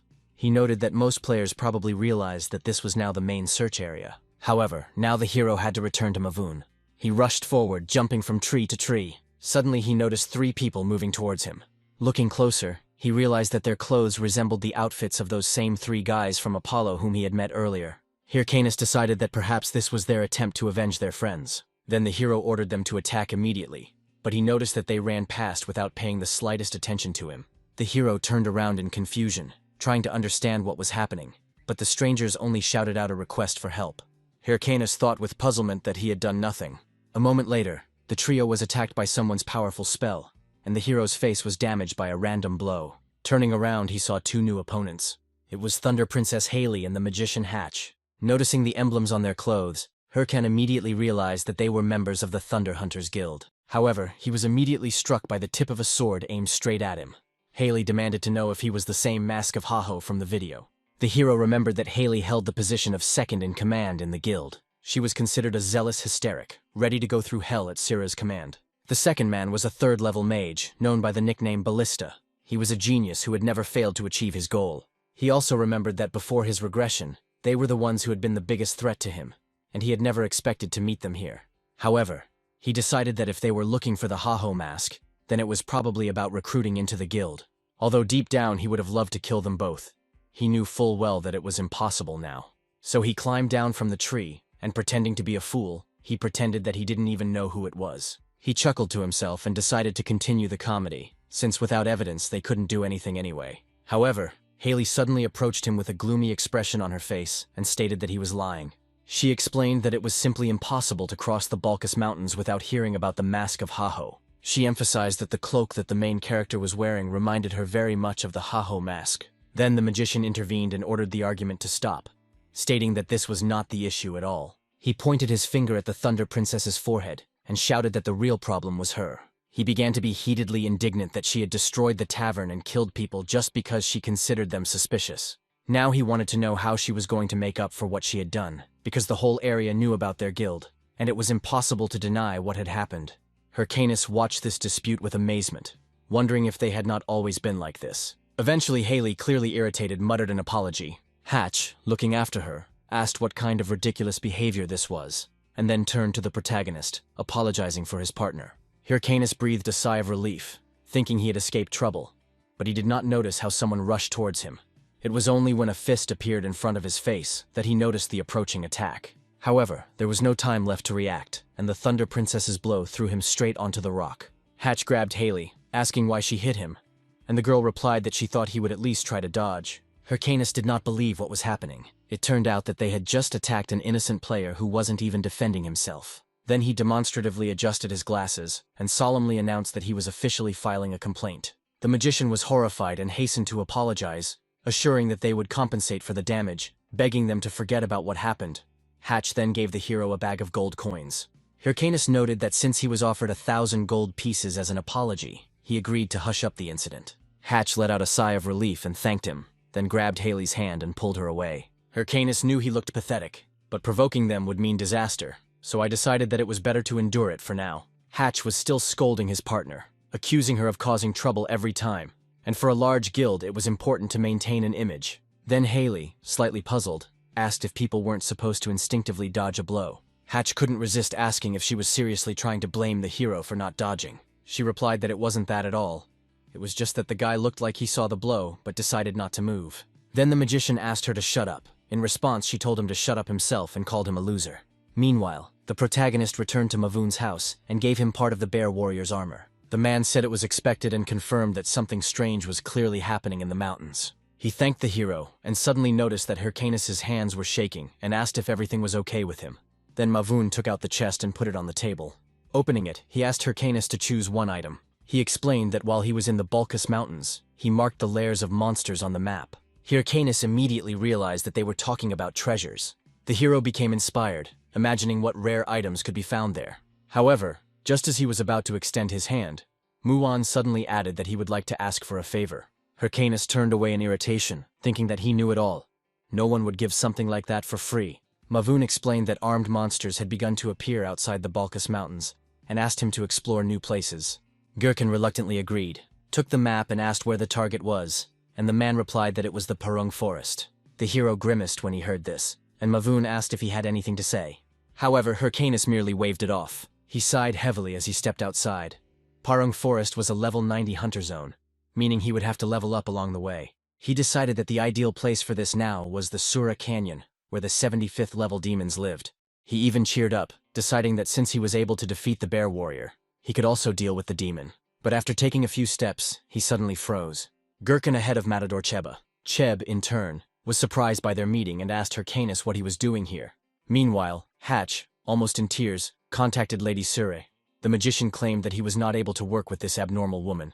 Hatch began to justify himself by saying that he had not refused the mission at all. But he had heard that the Red Bulls Guild had already captured Sura Canyon, so he suggested focusing on the main quest. He asked why it was necessary to persuade a guy who initially did not want to join the guild. Then Sure thought for a moment and ordered the hunt for the Mask of Haho to be stopped, announcing that the guild would now focus on the main mission. Their call ended shortly after that. When the connection was lost, Sira leaned back in her chair. She smiled and thought that the strong are always drawn to the strong. That was why she wanted to know how long Maska Haho could continue to escape. Even before the protagonist met Cheb, he found himself in the Parung forest and encountered a level 75 demonic goat. However, he overcame him without any particular difficulties. As a result, the main character was able to rise 2 levels at once. He was delighted and noted to himself that he had finally reached level 62, and everything was going well. While he was discussing with the skeletons about the need to level up a little more, several players were watching him from afar. Soon they were all surprised to learn that it was the Mask of Haho in front of them. A few moments later they surrounded Hyrcanus, hugging and trying to kiss him. This made the hero furious. He quickly rushed away and ordered the strangers to leave him alone. As he ran, the hero thought about why everything was exactly like this. All this happened thanks to the success of his video of the battle against the angry bear warrior, which brought a real jackpot. However, Hyrcanus understood that this was not good. Now he was constantly being watched, and hunting was becoming almost impossible. He just wanted to focus on hunting, but he was not allowed to do so. So he gathered his skeletons and decided to change the plan. They would head to the center of the Sura Canyon, where it would be harder to keep track of him. However, suddenly the hero ran into Cheb. As soon as Hyrcanus saw him, he immediately stopped. Cheb smiled and noted that it had been a long time since he had last seen the hero. But Hyrcanus only grimaced again. not understanding where this guy came from again. Cheb patted him on the back and asked if he was the same guy from the newcomer's location. At the same time, he noted that the speed of Hurkan's leveling up is impressive, because just a few months ago, he was in the starting location. Then Hurkan asked Cheb why he was here, since the Sura Canyon was a place where rankers of his level usually didn't come. In response, Cheb laughed and explained that the day before, his guild, the Red Bulls, had decided to lay claim to the canyon. Therefore, they needed a base nearby to complete the main quest. Cheb, inspired, indicated that he had come here in the hope of meeting the Mask of Haho. He asked if the hero had seen the video of Mask Haho fighting the bear warrior, as he really wanted to meet him. Cheb then asked if the hero was interested in this super newcomer. Without thinking, Hyrcanus rushed away with the skeletons, shouting apologies to Cheb and saying that he didn't even know who this Mask of Haho was. After running for some time, he stopped and, overcome with rage, wondered why everyone was chasing him. He realized that he was being watched by two entire guilds, Sure of the Thunder Hunters and now Cheb of the Red Bulls. Hyrcan began to feel that at this rate he would have to forget about the main quest, because leveling up was becoming impossible. Then he remembered the cards he had received from Mr. Mavun. As soon as he grabbed one of them, he was sure that there was definitely a rare dungeon somewhere around here. Without thinking twice, he saw a dungeon mark on the map. Approaching the waterfall, he decided that rare dungeons are usually hidden in hard-to-reach places. And although it won't be easy to get something valuable, it's worth the risk. Taking a deep breath, Hyrcanus dove into the lake with the skeletons. The system immediately notified that breathing underwater was limited, and the available time was only 20 seconds. Hyrcanus mused that if Mr. Wong's map was correct, the dungeon should be very close. As he continued to swim, and time was quickly running out underwater, he knew whether he would be able to reach his destination in time. When there was only 1 second left, the hero was sure that there was very little time left. Eventually, he managed to reach his goal and emerged. The system reported that he had entered the dungeon. Hyrcanus was amazed by his surroundings. He noted to himself that if people were a problem, he needed to hunt where they weren't. As they walked, the hero wondered what kind of monsters lived here and whether there would be any strong ones among them, since this was a secret place. Suddenly he heard a strange sound. Suddenly a creature with brightly glowing eyes appeared in front of him. The main character froze in place in bewilderment. Then suddenly Hyrcanus became furious, shouting that he didn't come here for the stupid slime. However, he was shocked to see that the creature was emitting fire from its body. He wondered if this dungeon was a habitat for monsters with attributes. These monsters are some of the rarest in the world of Warlord. Their drops are used to create equipment and are incredibly valuable. This greatly inspired the hero, and he realized that he could get rich by hunting them. Without thinking, he ordered his skeletons to destroy all the elemental monsters. The creature, frightened, let out a loud cry, and immediately the ground beneath their feet began to shake. Hyrcanus became worried, wondering what it could be. Suddenly, a massive level 70 fire salamander appeared in front of them. The main character couldn't believe his eyes. Salamander immediately began to concentrate his fire and fired it towards Hyrcan, forcing him to dodge. Hyrcanus watched the attack and was surprised, not expecting such a start to the battle. He stood up and realized that there was no choice. If things continued like this, the situation would become extremely difficult. So, he decided to use his new powers. Hyrcan activated the Helm of Madness ability on the Bone Warrior, then used bone armor. He then equipped the Black Orc skull to strengthen his skeleton. Thus he completed the summoning of the Skeleton Knight. This frightened both the huge salamander and the small creature. The Skeleton Knight pointed his sword towards his enemy, and suddenly his silhouette began to ripple. In the blink of an eye, he completely cut the fire salamander apart. After this, the skeleton again stood in a fighting stance, ready to fight off the next opponents. Hyrcanus was delighted, and thought that the Skeleton Knight was fully prepared for battle. A flock of salamanders began a decisive offensive towards Hyrcanus, hoping to break his resistance. It was an unequal fight against the crowd, but Hyrcanus knew perfectly well that he would emerge from this battle as the winner. As they got closer, the salamanders began to hiss aggressively, preparing to unleash their fiery attack on him. With a determined cry, Hyrcanus ordered the Skeleton Knight to rush forward and deal with these worms. Within moments, he was cutting all his opponents into pieces, leaving them no chance. The system notified him that he had destroyed the salamanders and received a lot of experience points. Immediately after this, the Skeleton Knight began to shine and attract the attention of his colleagues who had not yet reached such heights. Gherkin was genuinely happy with his incredible auto-farming capabilities, since now the costs had been cut. After he upgraded his skeleton's skills, they were able to hunt alone. Considering the rather high cost of salamander essence, he could easily compensate for the leveling. Hyrcan knew he had to work this way until he had leveled up all the skeletons in his group. He recommended that they continue like this until they defeat the boss and head to Parung Forest. However, after just an hour, he was faced with serious problems, as everything could not go so easily. The system said that he had discovered a dungeon instance called the Throne Room and invited him to enter. It is impossible to simply crawl out of such dungeons, so going there was associated with serious risks to life. If he lost, he would lose access to the game for 2 days, which his opponents could easily use to get around him. However, there were no normal places to farm in the area, so there really was no choice at all.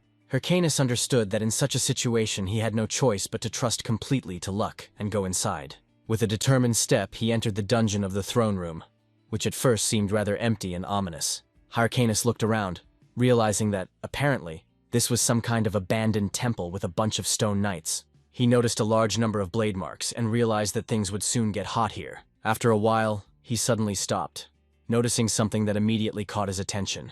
On the throne sat a huge body, which however had no head, but it could not be called dead.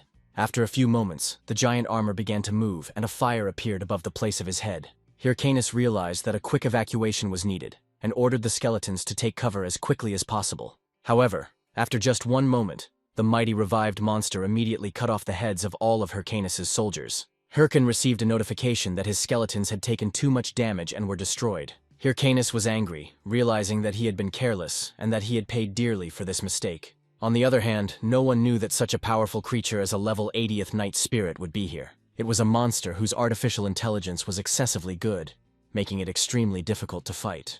In a past life, the main character had already encountered something similar, and then he was at about the same level as now. He also came there with his guild, but it all ended in a cruel failure without a single chance. At that time he could only retreat, but now this was an unaffordable luxury for him. Gritting his teeth, he quickly tried to think of what he could do to defeat this enemy. Quickly jumping to the side, he again summoned his skeletons, who still felt neither fear nor pain.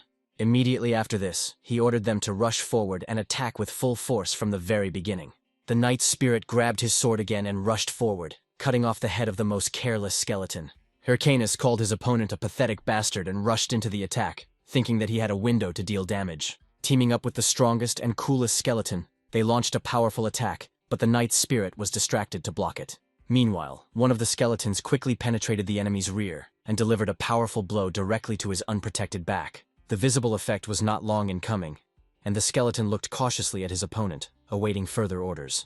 Hyrcanus told his skeleton not to delay and to get out of there quickly while he still had the chance. After a while, there was a powerful explosion that threw the skeleton knight and Hyrcan aside. The system notified Hyrcan that the skeleton warrior had been destroyed, and the protagonist realized that the blow to the heart was not critical. The enemy stood up straight proudly, showing everyone that he had not received a single scratch.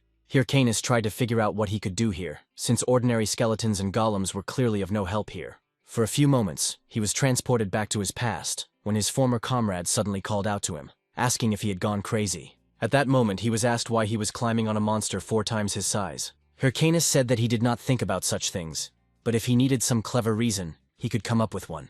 He grinned and said that he had forbidden himself to eat until he had given that scoundrel a good beating. His comrade looked at him with genuine incomprehension, and asked him if he had really been so stupid and narrow-minded. Hyrcanus rushed forward, realizing that thinking through battle strategy had never been his strong point. He understood that if the crits didn't work, he would simply hit with regular attacks until the enemy lost his pulse.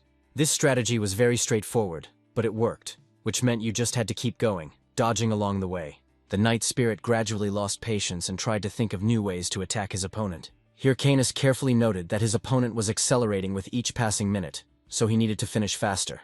At a certain point, it became so difficult to dodge that he even received a serious injury. However, in reality, this was all a secret plan that was initiated in order to lure the enemy into a trap. The skeleton knight followed another command and quickly jumped behind his opponent to deliver a powerful blow. A moment later, the skeleton warrior instantly cut off the enemy's hand, causing it to fly several dozen meters away. Immediately after this, the skeleton warrior jumped towards his master, preparing to carry out his next command. Meanwhile, the Knight's Spirit still maintained stoic indifference and looked at his opponents with a cold gaze. Hyrcanus smiled and said that he would not be able to eat until he finished him off, so he had no other choice. The scene moved to a village near the Sura Canyon. Cheb and Yell walked around the local camp, noting that he lived his life no matter what. Yell said that they were in charge of setting up this camp, so there was nothing to worry about. Cheb said that in that case even the mask of Haho could drop in here, but Yell did not share his enthusiasm. She told him that he was already obsessed with this guy, even though he was just a low-level monster hunter. Cheb said that for them these monsters were low-level, but for Maski it was different. Cheb claimed that in a game where you feel all the pain, only madmen and natural-born warriors would challenge such monsters. In his opinion, Hyrcanus was a hybrid of these two entities, which meant that he was sure to succeed. However, it was not without reason that the knight's spirit continued to stand motionless even after such a serious injury. After some time, his arm began to rapidly regenerate, so the pace of the battle had to be accelerated. Hyrcanus asked him whether even the loss of his hand was really a mere trifle for him, unworthy of attention. He found this factor quite irritating, but he caught his breath to continue the fight. After that, he told his skeletons to rush into battle with him, and quickly ran the distance. The knight's spirit gradually restored his arm to a certain limit, and decided to use a different tactic. Taking a few steps towards his enemies, he swung his sword sharply and hit the ground, creating cracks. A few moments later, the ground beneath the heroes flew apart, scattering the heroes along the way. Hyrcanus, however, landed softly on his knees, realizing that they were trying to bury him alive in this temple. After that, he and his comrade rushed forward, jumping away from the stones flying through the air. They began to spin around him, simultaneously striking his body with increasing speed. Hyrcan realized that his plan was working perfectly, and he just needed to keep dealing damage as quickly as possible. In that case, victory would not have been long in coming, and the knight's spirit would have fallen by his hand very soon. However, it was not worth thinking that the knight's spirit had no countermeasures to counter the hero's tactics. This time it became even more fiery, creating a special protective barrier. Hyrcanus realized that his opponent had become even stronger, despite the fact that he had already inflicted a lot of damage on him. Gradually, the sparks of fire began to form into full-fledged fire projectiles, and Hyrcanus was forced to repel them. Hyrcanus realized that this enemy's attack pattern had changed significantly, as if it had evolved. He rushed forward in irritation and struck him again, this time in the head area, with the aim of decapitating him. Immediately after this, he turned to his skeleton and said that it was time to move on to the next step. However, a moment later, the knight delivered a swift crossblow straight at Hyrcanus's unprotected body. After some time, a powerful explosion was heard, which threw the main character back. Hyrcanus felt incredible pain, realizing that he had been too focused on controlling the skeletons. The situation quickly became critical, as the knight's spirit prepared to deliver the finishing blow. However, at the last moment, the skeleton knight rushed forward to take the full blow, protecting his master. Hyrcan looked at his comrade in shock, realizing that he had taken too much damage and would be destroyed. Finally, the skeleton knight gave him a gesture of approval, letting him know that he was proud of him. A few moments later, his body dissolved, causing Hyrcanus to feel his heart skip a beat. After that, he immediately rushed into battle, using the bone bomb skill on his opponent. The knight's spirit once again walked forward calmly, not paying attention to the explosions that constantly appeared around him. Hyrcanus closed the distance and blocked all attacks from his opponent. Hyrcanus realized that there was still very little time left, and his plan would finally be carried out to the end. The bone bomb was used again, and small shards flew towards the body of the enemy knight. After this, the shards came together, and a powerful explosion occurred, which certainly caused a lot of damage. Hyrcanus realized that this was still not enough, and that he would have to deal at least one more such blow. Before he could think of his next move, the knight's spirit rushed forward, seriously crippled. Hyrcanus was prepared for this, and asked if the knight's spirit knew a very interesting detail of this world. Spirit monsters were not at all afraid of magic damage, and so he did not waste the bone bomb for nothing. The whole point was that he added skeletal fragments to each of them to deceive his enemy. However, now it's time to use your signature skill to put an end to this fight. The maximum summon of skeletons immediately began to work, and Hyrcan's new army immobilized its target. Hyrcanus rushed forward, saying that it was time to end this protracted battle. The skeletons prevented our hero's target from moving, forcing him to take a lot of damage. Hyrcanus lunged forward with his sword, feeling the aura of the place gradually become calmer. The system informed him that he had finally managed to defeat the Spirit Knight after an intense battle. Immediately after this, he was showered with awards, titles, and new levels that would be very useful to him. Hyrcanus recalled the words of his comrades, who said that he had dragged them into this meat grinder by signing the death sentence. Turning around, he saw how the risen skeletons were gradually patching up their wounded and looking around. The skeleton knight looked up at Hyrcan again and gave him an approving gesture. Hyrcanus smiled, realizing that the situation now was strikingly different from the one he had once been in. Addressing his skeletons, he said that they had done an excellent job, and he was proud of them. The skeletons immediately began to admire him, but he was more interested in why they weren't teleported back. He hoped that this didn't mean there was another boss in this room that he would have to fight. However, after a while, he turned around in horror after the landscape of this temple suddenly began to change rapidly. However, fortunately, a room containing powerful rewards simply appeared in front of him. Hyrcanus immediately rushed forward, thanking all the gods that he had finally received a reward for his persistent and long efforts. He immediately wondered what amazing rewards he could receive. but now he was ready for anything. After a while, he looked at a rather tattered book, which at first glance did not seem to have any value.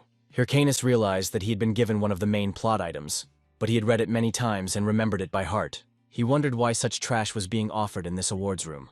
However, after some time he discovered something very interesting, and his face immediately changed. After some time, he finally moved to the Purung Forest, which was Hyrcanus's next target. He looked around the landscape carefully, indicating that he had leveled up enough and was ready to continue on. Turning towards the skeletons, he said that it was time to move forward and prepare for battle. The skeletons responded to this command with a funny dance and a demonstration of their dazzling appearance. Hyrcanus was impressed by their enthusiasm and wondered why they were so happy. However, their joy turned out to be quite justified if you think about what our hero found in the awards room.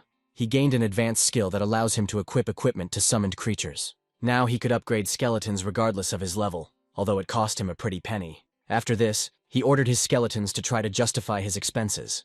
Otherwise, they would be in trouble. Suddenly, unknown people came out of the shadows and said that they were very impressed by what they saw. Continuing to approach him menacingly, they talked about how the rumors that had begun to spread seemed to be true. One of them smiled maliciously, saying that if he knew who was standing in front of him, he should have been trembling with horror. These young men said that the main credo of their lives was romance, for which they were ready to die. Striking epic poses, they introduced themselves as romantic bandits, or the R2 family. Hyrcanus looked at them with genuine bewilderment, realizing that it was impossible to find anyone normal in this game.